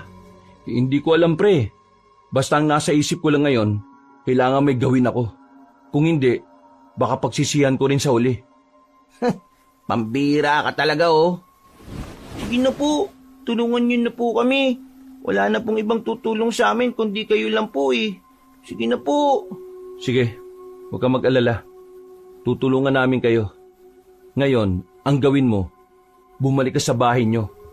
At wala kang pagsasabihan na nag-usap tayong dalawa. Naintindihan mo? Tumango ang bata at nagmamadali na itong umalis. Kaming dalawa naman ni Baste ay pansamantala na munang tumigil sa gilid. Tumingin muna kami sa paligid. Matapos makapagmasid, agad na rin kaming umalis. Dumaan kami sa gubat. Maliwanag kasi ang bungad ng barangay Pag-asa kaya malaki ang tsansa na malaman nilang naroroon kami. Habang naglalakad kami sa gubat, sa di kalayuan nakarinig kami ng mga kakaibang tunog. Mga tinig na parang galit, na parabang mababangis na hayop ang mga yon. Isa lang ang pumapasok sa isipan namin ng mga sandaling yon, Kabanong. Mga aswang ang naririnig namin. Teka lang, hinto muna tayo. Baka makita tayo ng mga yon. Aswang yun, pre. Oo, malakas ang kutob ko na aswang nga yun. Parang mali yatang dito tayo dumaan ah. Hindi. Tama lang. Mas delikado dun sa bungad. At least dito, madilim. Walang makakakita sa atin dito. Kailangan lang talaga natin mag-ingat. Nasa halos 10 minuto na rin kaming hindi gumagalaw sa kinalalagyan namin. Nang mawala na mga naririnig naming hiyaw at malalakas na angil, saka naman kami naglakas ng loob na lumabas. Pero hindi pa man kami nakakalayo, may narinig na naman kaming boses ng lalaki. Parang hirap na hirap siya. Pero hindi kami kagad naniwala. Kumuha kami ng malaking sanga na pwede naming ipamalo. Marahang kaming naglakad papunta sa likuran ng puno. Malakas ang sinag ng buwan, kaya nakita namin ang lalaking nakasandal doon. Para siyang inihingal at hindi na makatayo. Pre, sugatan siya. Yung bag ko, nasa bag ko. Kailangan ko ng gamot sa bag ko. Hindi ka ba aswang? Hindi ako aswang. Kalaban ako ng aswang. Tulungan niyo ako. Nang masiguro nga namin na hindi siya aswang, ay dali-dali namin siyang nilapitan. Doon lang namin nalaman na marami siyang sugat sa katawan. Mga hiwa na ayon sa kanya, kalmot daw ng mga aswang na nakalaban niya. Nang tingnan ko ang mukha niya, kahit hindi gaano kaliwanag ay namukaan ko siya. Teka, ikaw yung sa bayan, di ba? Makoy? Oo, ako nga. Buti nakilala mo ko. Teka, magkakilala kayo? Oo, nakilala ko yan sa bayan. Nadukutan ng wallet tapos binigyan ko ng 100 para makauwi siya. Tingnan mo nga naman oh, sa ganitong paraan pala tayo ulit magkikita. Astig! Anong astig na pinagsasabi mo, pre? Duguan ako. Kapag hindi ako nagamot, pwedeng may impeksyon ng mga sugat ko. Tulungan niyo kaya muna ako. Yun ang mas kailangan ko eh. At correction lang 50 lang yung binigay mo sa akin, hindi 100. Hindi niyo ba ako tutulungan? Ha? Kaya mo bang tumayo? Oo, kaya ko. Alalayan niyo lang ako. Yung sinasabi mong gamot, nasa bag na yan? At saan ka namin dadalin? Ilayo niyo lang ako rito. Kahit gamutin niyo na lang ako sa daan. Nasa bag ko yung mga pamahid sa sugat. Dalian niyo. Inalalayan namin siyang makatayo. Pinagtulungan namin ni Baste na akayin siya hanggang sa makaalis na kami doon. Nang masigurong wala ng aswang na makakakita sa amin, itinuro na niya kung ano ang aming gagawin para gamutin siya. Kinuha namin ang mga pamahid. Isa-isa naming pinahira ng mga hiwa niya sa katawan. Nilinis din namin yon gamit ang tubig na nasa bag din niya. Makalipas lang ang halos kalahating oras, napansin namin na naging maganda na ang pakiramdam niya. Namamangha ako noon lalo na nang makita na sobrang bilis makagamot ng mga ginamit namin sa sugat niya. Anong klase mga halamang gamot yon? Bakit sobrang epektibo? Mga halamang gamot na gawa ng lolo ko bago siya namatay. Sobrang bisa, parang magic. Matatanggal niya agad yung kirot at mababawasan yung mga pamamaga.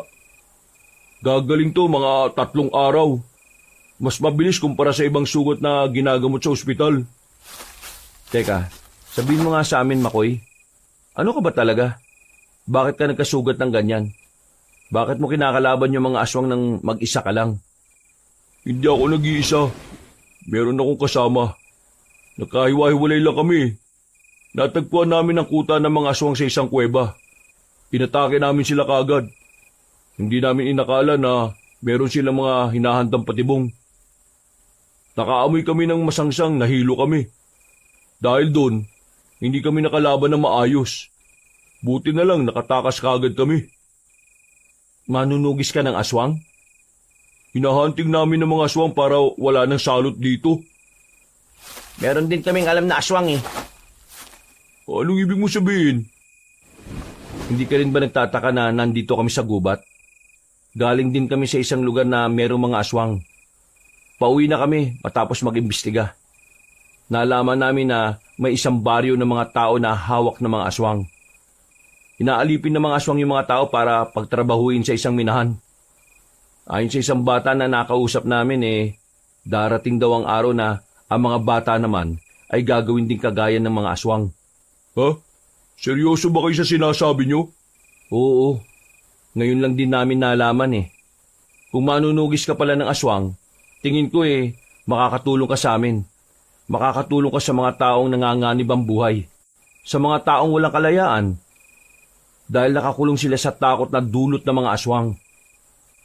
Ngayon ko lang narinig ang bagay na yan Pero kung ganyan nga ang nangyayari, huwag kayong mag-alala.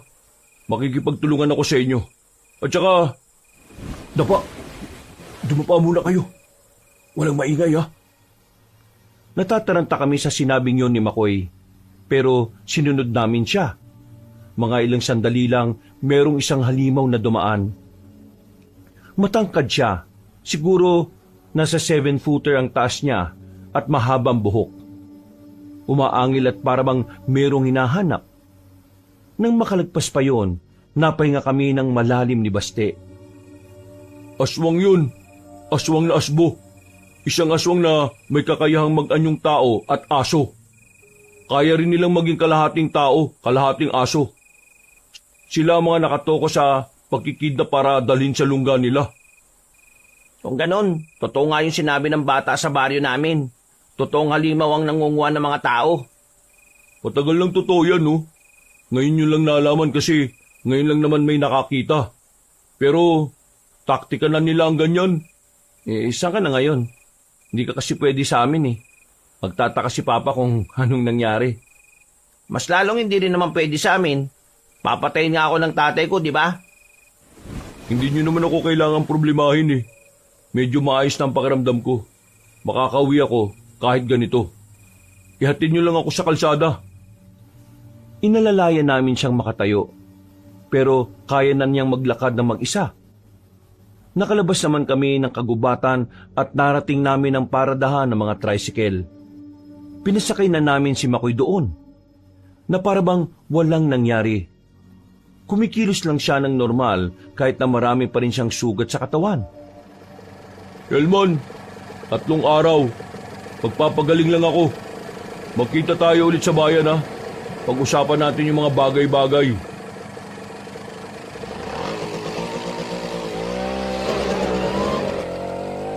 Sigurado ka bang ayos lang talaga yun? Sabi niya ayos lang siya, di ba? O yan ang plano. Pahinga muna tayo. Hintayin natin si Makoy gumaling. Siya ang makakatulong sa atin. Ikaw, saan ka ngayon? Hindi ko rin alam Baka matulog na muna ako sa kung saan-saan lang. Sa bahay ka na nga muna. Huwag ka na lang lalabas para hindi malaman ng airpot mo na nasa amin ka. Ayos lang ba yun? Oo naman. Kasya pa naman tayo sa kwarto ko Sumakay na rin kami sa tricycle at nakauwi naman kami na maayos. Inabutan namin si Papa na nagsisibak ng kahoy. Tinigil niya kagad ang ginagawa niya at sinalubong ako ng tanong. Ay, saan ka ba nang galing? Kanina ka pang hapon wala 8:00 na ng gabi, saka ka lang umuwi. Wala kang sinabi kung saan ka pupunta. May may pinuntahan lang kami nitong si Baste. Saan? Saan niyang pinuntahan niya, Baste? Diyan lang po sa may may okasyon lang naman po. Napakain. Oo pa, napakain nga. Pero wag kayong mag-alala. Hindi naman kami nakainom Normal lang. Sa susunod magsabi ka sa akin kapag aalis ka o may pupuntahan kang mga ganyan. Alam mo namang uso ang kidnapping ngayon Pasensya na pa. Huwag ka mag-alala. Magsasabi na ako kagad sa susunod. May dapat lang. Pa, pwede bang dito na muna sa atin si Basti matulog? Nag-away kasi sila ng airpot niya Wala namang problema. Kaso ang iniisip ko, baka mamaya puntahan ka rito ng airpods mo, Baste. Hindi naman po siguro. Basta, hindi niya alam na narito ako. Siya sige. Pumasok na kayo sa loob at kumain na kayo. Palihim kaming nag-appear ni Baste na makapasok na kami sa bahay. Sa puntong yon, nakaramdam na rin kami ng ginhawa. Sa sobra kaming napagod sa mga nangyari, kaya para tuloy kami mga hindi kumain ng ilang araw sa sobrang gutom. Bandang 10:00, dinalo na agad ng antok si Baste. Nauna na siyang natulog sa kwarto ko. Habang ako na nagmumuni-muni, bigla kong nilapitan ni Papa at inabutan niya ako ng kape. Hindi ka makatulog ano? May iniisip ka siguro. Hindi lang talaga ako inaantok pa. Tapos, binigyan niyo pa ako ng kape. Galing kang barangay Pag-asa, hindi ba? Alam mo, hindi ko alam, no? Ho? Paano niyo po nalaman pa? Kilalang kilala kita kung kailan ka nagsasabi ng totoo at hindi. Napag-usapan natin yan eh. Tapos, bigla kang nawala ng hindi nagsasabi. Dati ka naman nagpapaalam kapag aalis ka. Tapos sasabi mo sa akin galing kang okasyon. Pero nung pinakain ko kayo, gutom na gutom kayo. Sinong niloloko mo? Wala na akong nagawa Kabanong kundi ang aminin sa kanya na nanggaling nga ako roon. Pero hindi ko sinabi kung ano ang totoong nangyari. Ayoko kasing masangkot pa siya sa kung anuman ang mga gusto naming gawin ni Baste. Hindi naman siya nagalit. Pinagsabihan niya lang ako na huwag ko na ulit uulitin dahil baka mapahamak lang ako. Pero ang hindi niya alam, wala akong balak na tumigil. Kahit pa alam ko ng mga aswang ang maaari naming makaharap. Mabilis na lumipas sa mga araw. Nakakuha na rin ako ng tsansa para makaalis ng bahay. Saktong wala pa rin kaming tindang gulay dahil may 4 na araw pa para mag-ani kami. Habang abala ang tatay ko sa pag-sideline sa pagkukumpuni sa barangay, umalis na muna ako ng bahay kasama si Baste. Papunta kami sa bayan para kitain si Makoy. Sigurado kang sisipot yung taong yon? Siya ang nagsabi na magkita ron, di ba? Malamang sisipot yun. Pre, medyo kinakabahan ako eh. Parang ayaw ko naman na iwan ka mag-isa. Kapag namatay ka, yari ako sa tatay mo. Huwag ka kasing nega. At saka, hindi lang naman si Makoy yung makakasama natin eh. Kasama rin natin yung mga kasamahan niya. Nang makarating na kami sa sasakyan, ay bumiyahe na rin kagad kami. Ilang minuto lang ay narating na rin namin ang bayan. Inabutan namin si Makoy roon. Mukhang totoong magaling na siya. Malayo pa lang, ngumiti na siya kagad sa amin. Maraming salamat at dumating kayo. Ngayon, pag-usapan natin kung paano natin ililigtas yung mga tao sa barangay Pag-asa. Anong unang gagawin natin? Sumunod kayo sa akin. Ipapakilala ko kayo sa mga kasamahan ko. Meron kaming pinuntahang luma at malaking bodega. Pagpasok namin doon, ay naghihintay ang mga kalalakihan na maraming tattoo sa katawan. Malalaki ang mga katawan. Para silang mga gangster at mga bad boy sa palabas. Meron din kaming nakita roon na may mga benda sa kamay at sa bandang balikat. Doon, pinag-usapan namin ang gagawin pagpunta sa barangay Pag-asa. Ilang minuto lang ang tinagal ng pag-uusap, maya-maya lang ay lumarga na rin kami. Noong mga sandaling yun, kabado talaga ako noon, Kabanong. Pero kapag naalala ko ang pagmamakaawa sa akin ng bata, para akong nagkakaroon ng lakas ng loob. Alam ko naman na hindi ko na dapat pinoproblema yon. Unang-una, wala naman akong kinalaman sa mga buhay nila. Pero bilang isa sa mga nakatuklas kung ano ang paghihirap na dinaraanan nila sa kamay ng mga aswang, hindi ko kayang tiisin na wala akong gawin. Sakay ng truck, bumiyahe kami patungo sa barangay Pag-asa. Nakasakay kami sa likuran. Tahimik, nagdarasal na sana walang mangyaring masama sa aming lahat. Nang marating na namin ang barangay Pag-asa, pinarada na nila ang sasakyan sa di kalayuan. Sa parting hindi basta-basta makikita ng iba. Elman, Basti, sa likod lang kayo ha. Yung mga dala niyong sandata, ginagamit yan. Sa oras na malagay sa alanganin ng buhay nyo, huwag kayong magdadalawang isip na protekta ng sarili ninyo. Basta, huwag lang kayong hiwalay kahit na anong mangyari. Okay, sige. Naintindihan namin. Elman, sigurado ka bang puro kabataan lang ang nasa barangay na yan ngayon? Ganitong gabi rin nung nakaraan. Kaya palagay ko, ito rin yung oras na nasa minahan ng mga magulang nila. Kung ganun, uunahin nating iligtas sa mga bata. Isasakay natin dito. Kapag nakuha na yung mga bata, mauna silang umalis. Habang tayo, Iisa-isay nating lagasin ng mga aswang na nasa barangay na yan. Sinimulan na rin namin ang paglalakad. Maingat ang bawat hakbang namin para wala kaming magawang ingay. Ayon kasi kay Makoy, may mga aswang daw na malalakas ang pandinig. Nang matanaw na namin ang liwanag na nagmumula sa barangay Pag-asa, sinenyasan na ni Makoy ang mga kasama namin. Nagwatak-watak, iba-ibang direksyon ang pinuntahan. Pero kami ni Baste ay kasama lang ni Makoy. Dumiretso kami hanggang sa makarating na kami sa likuran ng isang bahay. Dumaan kami sa gilid. At nang makita na namin ang isang batang lalaki na abalang nagsisibak, nilapitan namin siya kaagad. Kaso, sa halip na sumama sa amin, umiyak siya at natakot. Oh, huwag ka matakot. Hindi kami masamang tao. Ililigtas namin kayo. Itatakas namin kayo sa kamay ng mga aswang. Biglang tumakbo ang bata paalis. Hahabulin pa sana namin pero pinigilan kami ni Makoy. Hayaan na lang natin. Baka may makakita pa kapag hinabol natin siya. Mukhang mahirapan tayong kumbinsin sila.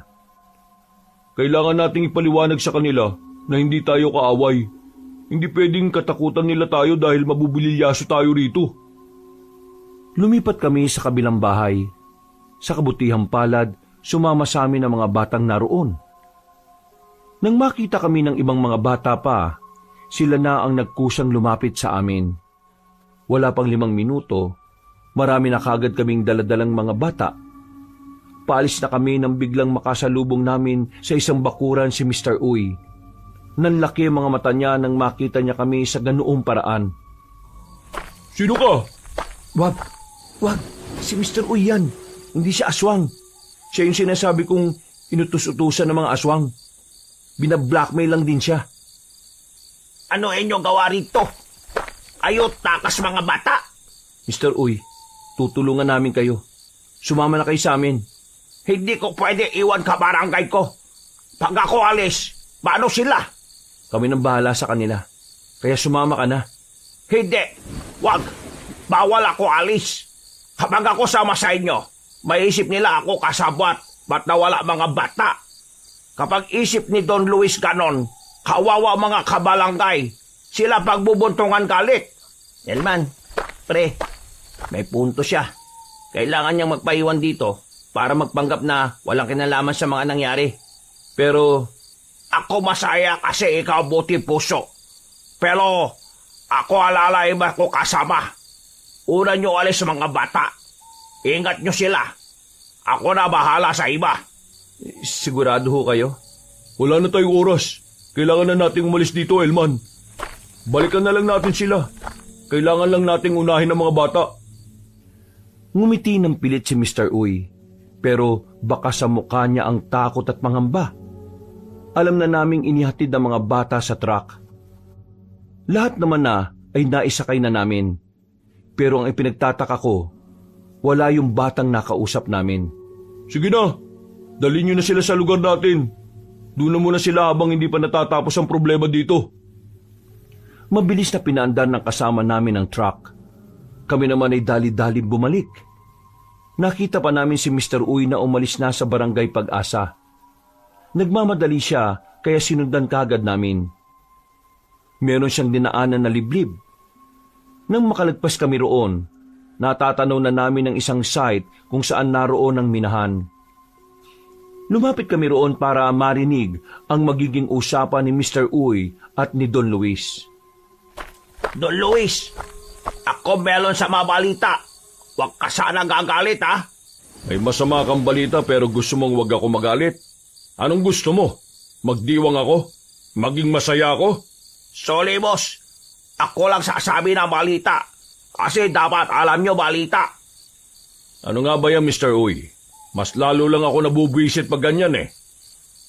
Pagbalik ko balangay, pansin ko mga bata wala na. Di ko alam saan pupunta. Baka takas sila. Boss, baka alis sila bigla. Wala kasi bantay eh. Kung yung mga bata nakatakas, paano mga walang bantay? Inutusan ko si Beatrice na puntahan ng mga tauhan doon para magbantay. Nasaan sila? Ako wala, bossing. Ako dati wala bantay talaga. Kaya ako gugulat din eh. Beatrice, anong ibig sabihin nito? Di ba inutusan kitang maglagay ng bantay doon? Ano nangyari? Nagputos din po ako sa kanila na magbantay doon, Luis. Pero hindi ko alam kung bakit walang bantay doon. Kayo mga siraulo kayo, ah. Saan kayo nagpunta? Saan kayo galing at bakit wala kayo sa barangay? Napalingon silang lahat sa 7 lalaki na kararating lang. Nakayuko ang mga yon. Amoy alak pa. Lalong nang galaiti si Don Luis noong mga sandaling yon. Nagulat kami sa susunod na nangyari, Kabanong. Dahil sa katarantaduhan nyo, nawala mga bata sa mga bakuran nila. Umangin ng malakas si Don Luis. Humaba ang kuko. Dinakma niya ang isang lalaking aswang sa gilid. Dinukot niya ang puso nito. Hindi pa nakontento ang Don, sinunod naman niya ang isa pang lalaki. Pinagkakakalmot niya yon hanggang sa lumaylay na ang ulo. Balak pa sanang paslangin ni Don Luis ang iba pang aswang, pero inawat na ito ng babae.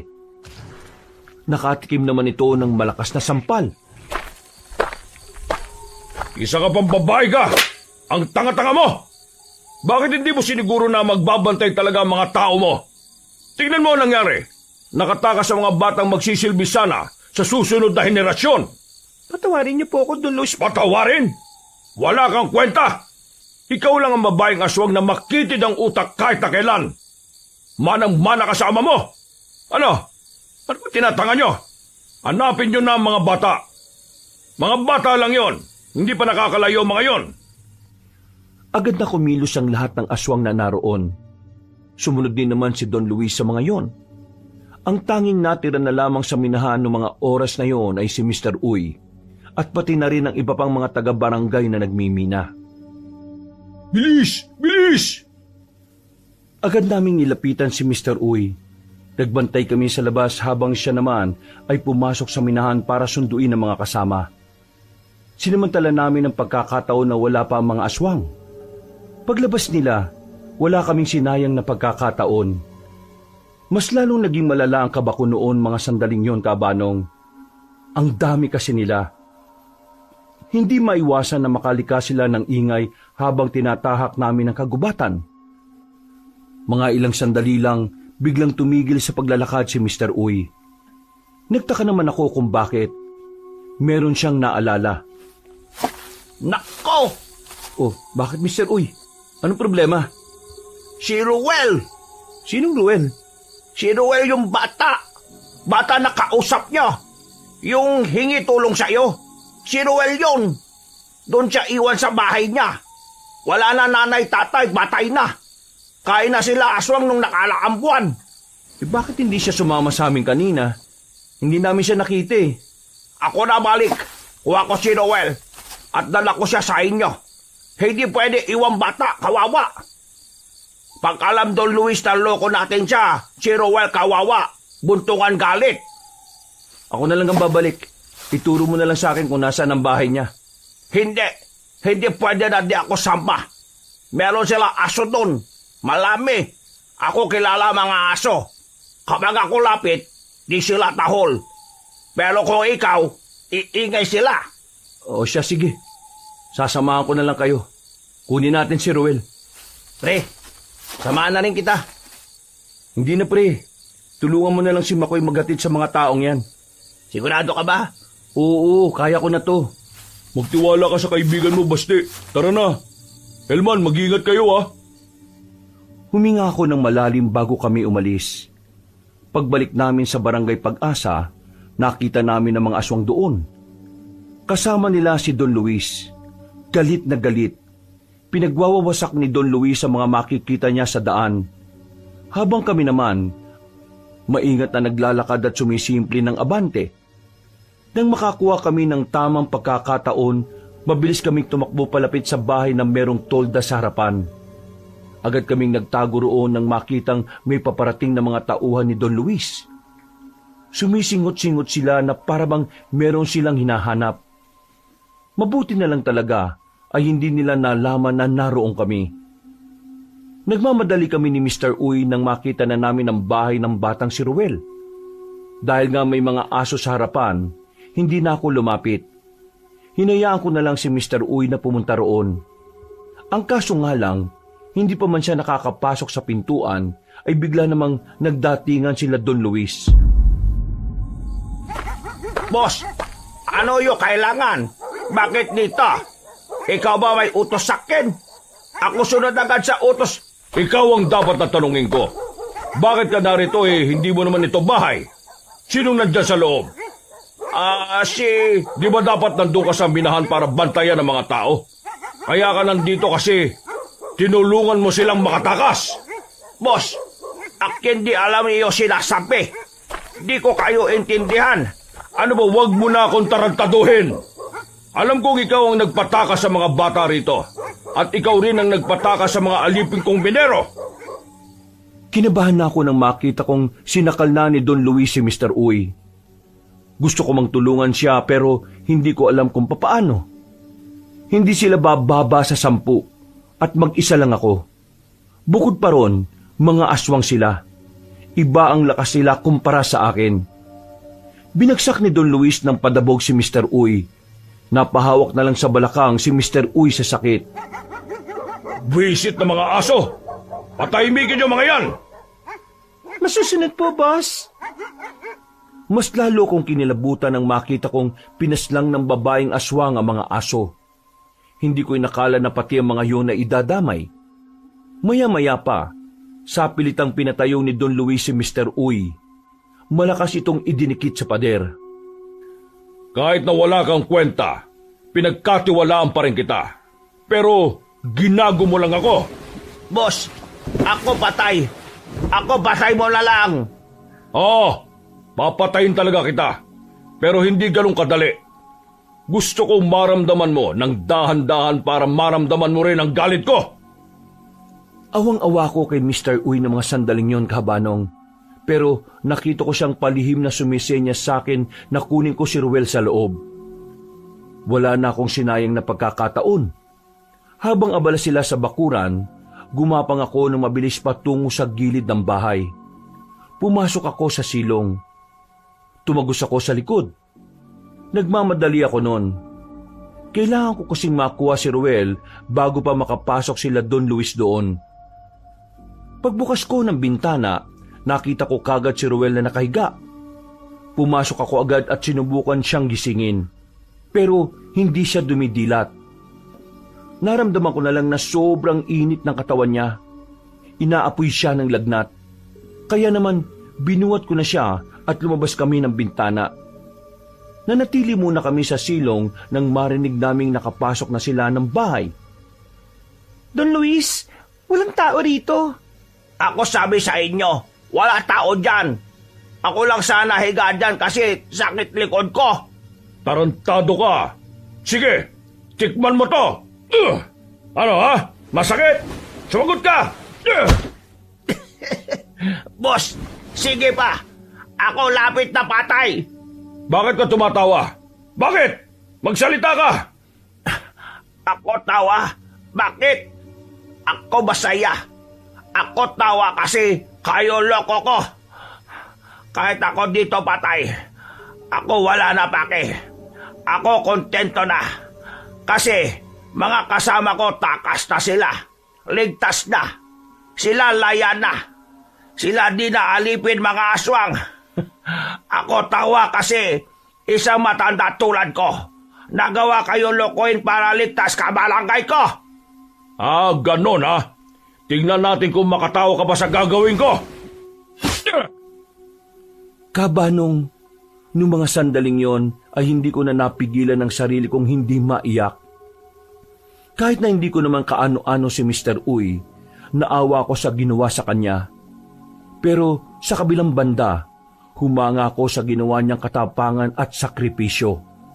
Hindi naging hadlang ang katandaan niya maging bayani sa gitna ng panganib. Pagsilip ko sa harapan ng bahay, nakita ko nakabulagta na roon si Mr. Uy. Umalis na rin ang mga aswang. Sinamantala ko na yon para makalabas kami ni Ruel. Nilapitan ko ang duguan na si Mr. Uy. Punong-puno ng kalmot ng katawan niya. Hindi na makilala ang mukha niya sa dami ng hiwa. Maraming salamat, Mr. Uy. Maraming salamat sa ginawa niyo. Salamat sa pagpapahalaga mo sa mga taga rito. Huwag ka mag-alala. Hindi ko sasayangin ang sakripisyong ginawa mo. Hindi ka namin makakalimutan.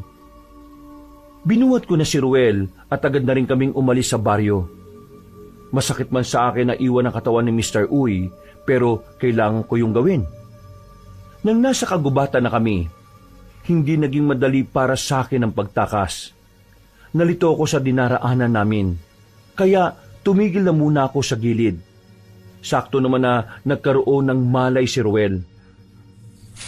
Kuya, nasan tayo? Nasa gubat tayo. Itatakas kita sa mga aswang. Kuya, yung mga kaibigan ko po't mga magulang nila, kailangan natin silang iligtas. Huwag ka na mag-alala. Nauna na sila. Huwag ka na magsalita. Mataas ang lagnat mo oh. Magpahinga ka lang. Ako nang bahala. Maraming salamat po, kuya. Kahit na, Shh! Huwag ka maingay. May paparating. Nanahimik si Ruel. Ilang sandali lang, nakita namin ang aswang na sa pagkakaalam ko, asbo ang uri nila. Kalahating tao at kalahating aso. Hindi ko alam kung anong meron pero bigla niya kaming natuntun sa likuran ng puno. Agad kong pinrotektahan ng bata. Hinang-hina siyang nasa likuran ko. Kuya, asbo! Asbo po yan! Mabangis po yan! Huwag ka mag-alala. Akong bahala. Hinugot ko na rin ang itak na daladala ko. Pero noong mga sandaling yon, ramdam ko ang panginginig ng kamay ko. Kahit na buo ang loob ko, hindi ko alam kung bakit malambot ang pagkakahawak ko sa sandatang meron ako. Sige, subukan mo lang lumapit. Todas ka sa akin. Akmang lalapit na sa amin ang mabangis na aswang na yon nang bigla na lang yung bumagsak. Nung una, hindi ko pa alam kung bakit. Pero nang lumapit ako ng kaunti, naaninag ko na meron ng nakatarak na palaso sa ulo niya. Pagtingin ko sa gilid, lumabas doon si Papa. Daladala niya ang pana na matagal nang nakatambak sa maliit naming bodega. Papa, mabuti na lang at nahanap kita. Paano nyo nalaman na ama mo ko, anak kita? Alam ko takbo ng utak mo. Kaya alam kong nandito ka. Nag-alala ko na baka mapahama ka kaya sumunod na ako. Ayos ba? Bullseye! Maraming salamat sa pagligtas mo sa amin, Pa. Pero kailangan na natin umalis dito. Nangihina na tong batang kasama ko Mataas ang lagnat. Binitbit ko na ulit si Ruel. Tinakbo namin ang kagubatan. Sa kabutihang palad, nakasalubong namin sila Makoy at Basti. Kasama pa rin nilang ibang manunugis na tropa ni Makoy. O pre, nasaan na yung mga tao? Naihatid nyo na ba sila sa sakayan? Dinala na muna namin sila sa ligtas na lugar habang hinihintay nila makabalik yung truck. Ano? Ayos lang ba kayo? Oo, ayos lang naman ako. Sino yung kasama mo? Tatay ko.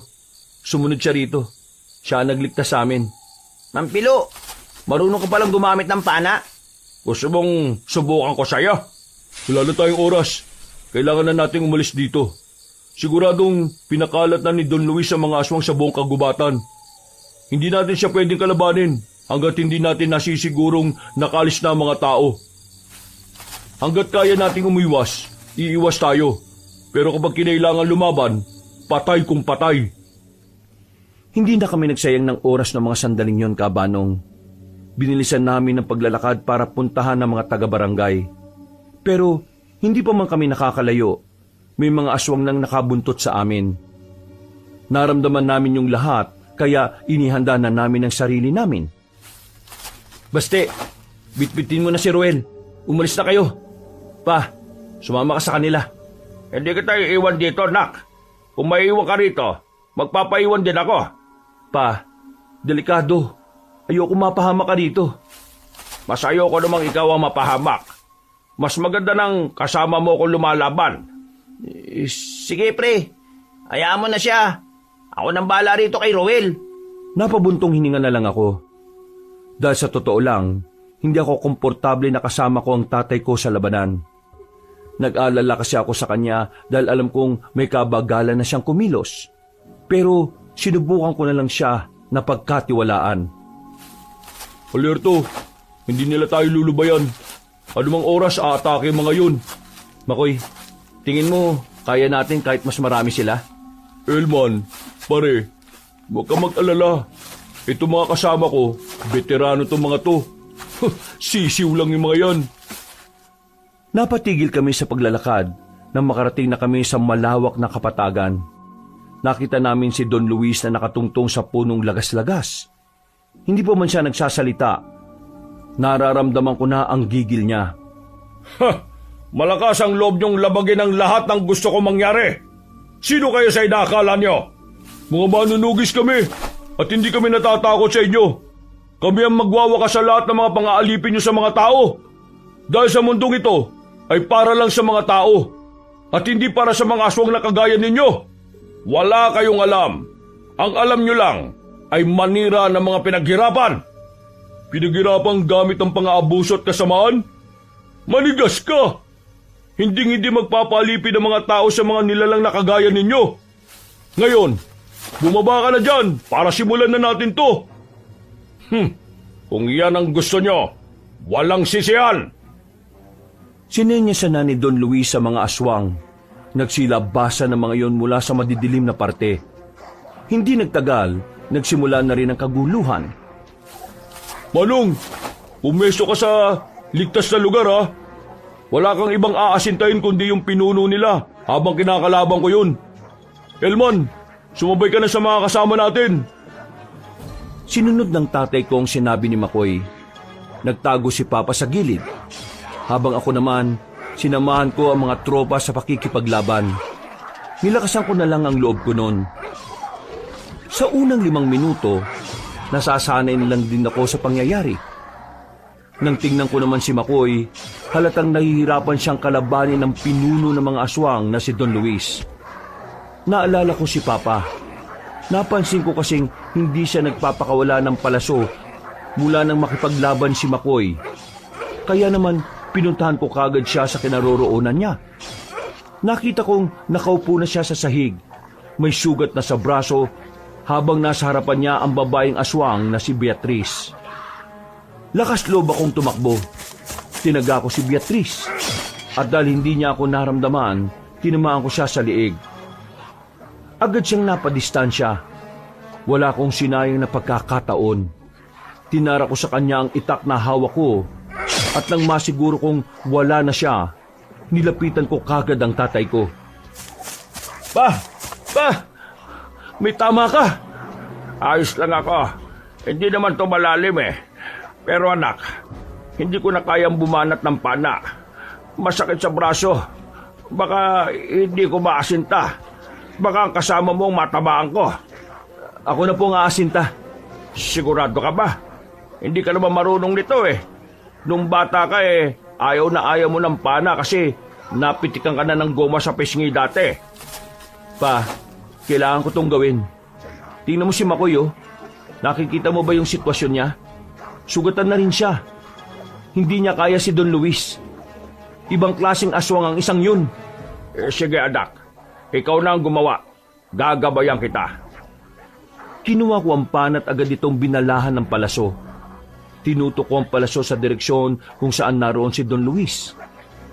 Kinakabahan ako. Gumagalaw kasi ang target ko noon. Sa buong buhay ko, hindi ko yung ginawa. Tanging sa mga sandaling yon, nasubo ko ang pag-asinta ko. Nanginginig ang kamay ko. Parang pinanghihinaan ako ng loob dahil ilang beses nang tinamaan ng kalmot ni Makoy. Hindi ko pa magawang bitiwan ng palaso. Nak, kumalma ka. Huwag ka maging tensyonado. Tandaan mo, ang pag-asinta ay kailangang nakakonekta hindi lang sa utak natin. Dapat nasa puso mo rin. Isipin mo ng maigi. Pakiramdaman mo sa loob mo kung bakit ito kailangang gawin. Anong pinaglalaban mo? Ano ang kailangang makamit ng tagumpay na inaasam natin ngayon? At saka ka makipag-ugnayan sa hangin. Pakiramdaman mo ang ihip niya. Tansyahin mo ang paglakas at paghina ng hangin. Kapag magaan na ang pakiramdam mo at kaya mo nang tanggapin ang resulta, bitiwan mo na ang palaso. Hinawakan ako ni Papa sa balikat. Dahil sa ginawa niya, ay naging kalmado na rin ang puso ko. Naging klaro na rin ang utak ko. Huminga ako ng malalim.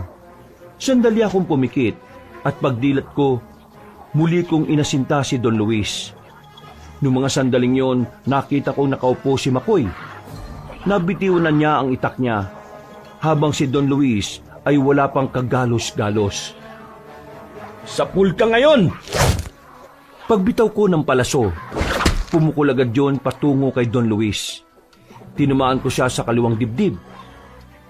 Hindi naman na nagsayang ng oras si Makoy. Kahit sugatan ng katawan, ay agad-agad niyang dinampot ang itak niya. Hinataw niya ng malakas si Don Luis. Sa sobrang talim ng itak, gumulong ang ulo ng matandang aswang sa lapag. Ha! Ang galing mo, nak! Nagawa mo! Pa, panalo na tayo! Nang makita ng ibang aswang na wala na ang kanilang pinuno, pinanghinaan sila ng loob kaya kalaunan napas lang na rin sila ng iba pang manunugis. Napabuntong hininga na lang ako nung mga oras na yon.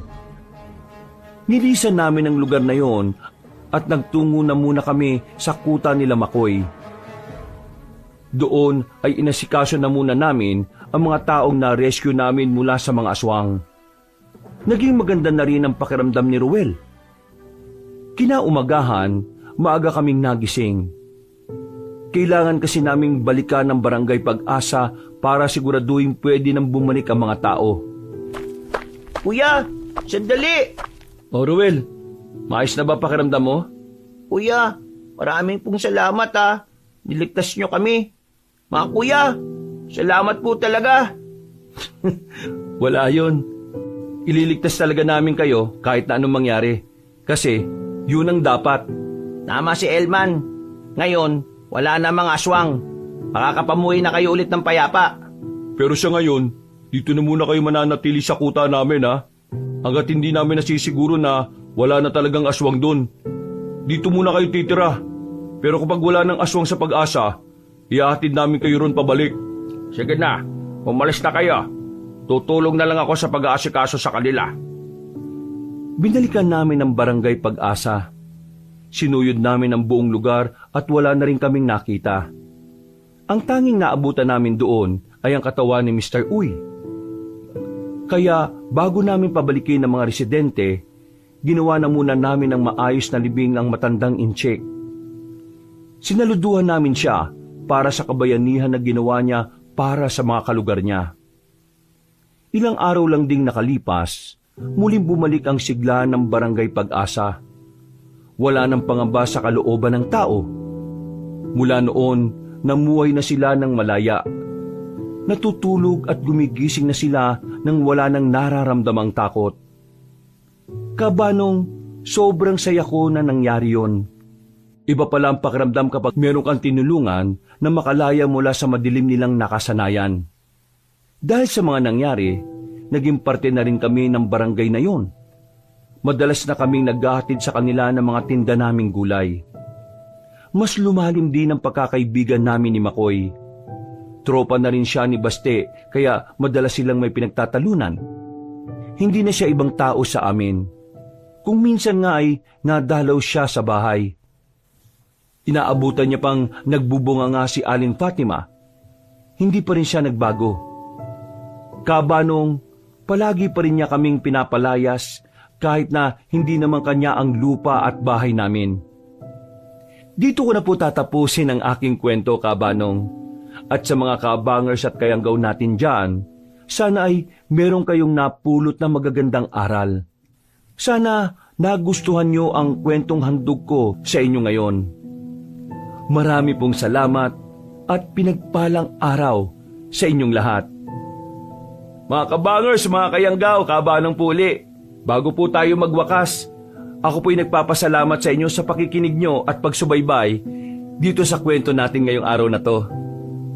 Pero kung medyo nabitin po kayo sa ating kwento ngayon, inaanyayahan ko po kayong bisitahin nyo yung isa pa nating channel, yung Pamela Clamil Channel. Pag nagustuhan nyo po yung kwento natin doon, huwag niyo pong kalimutan na pindutin ang subscribe button, pati na rin po yung notification bell para lagi kayong nanonotify pag may mga bago tayong kwento. At meron pa po rin tayong isang bagong channel, ang Kabanong version 2.0, kung saan meron na po kayo mapapanood na gumagalaw na video at mga pictures. At meron din pong music and effects doon. Kaya sana ay mauna na kayong mag-subscribe doon para pag mayroon na po kaming in-upload na video, kayo ang unang-una po na manonotify at makakapanood nito. At syempre, huwag niyo rin pong kalimutang mag-comment at mag-like. So hanggang sa mga susunod na kwento, wakas,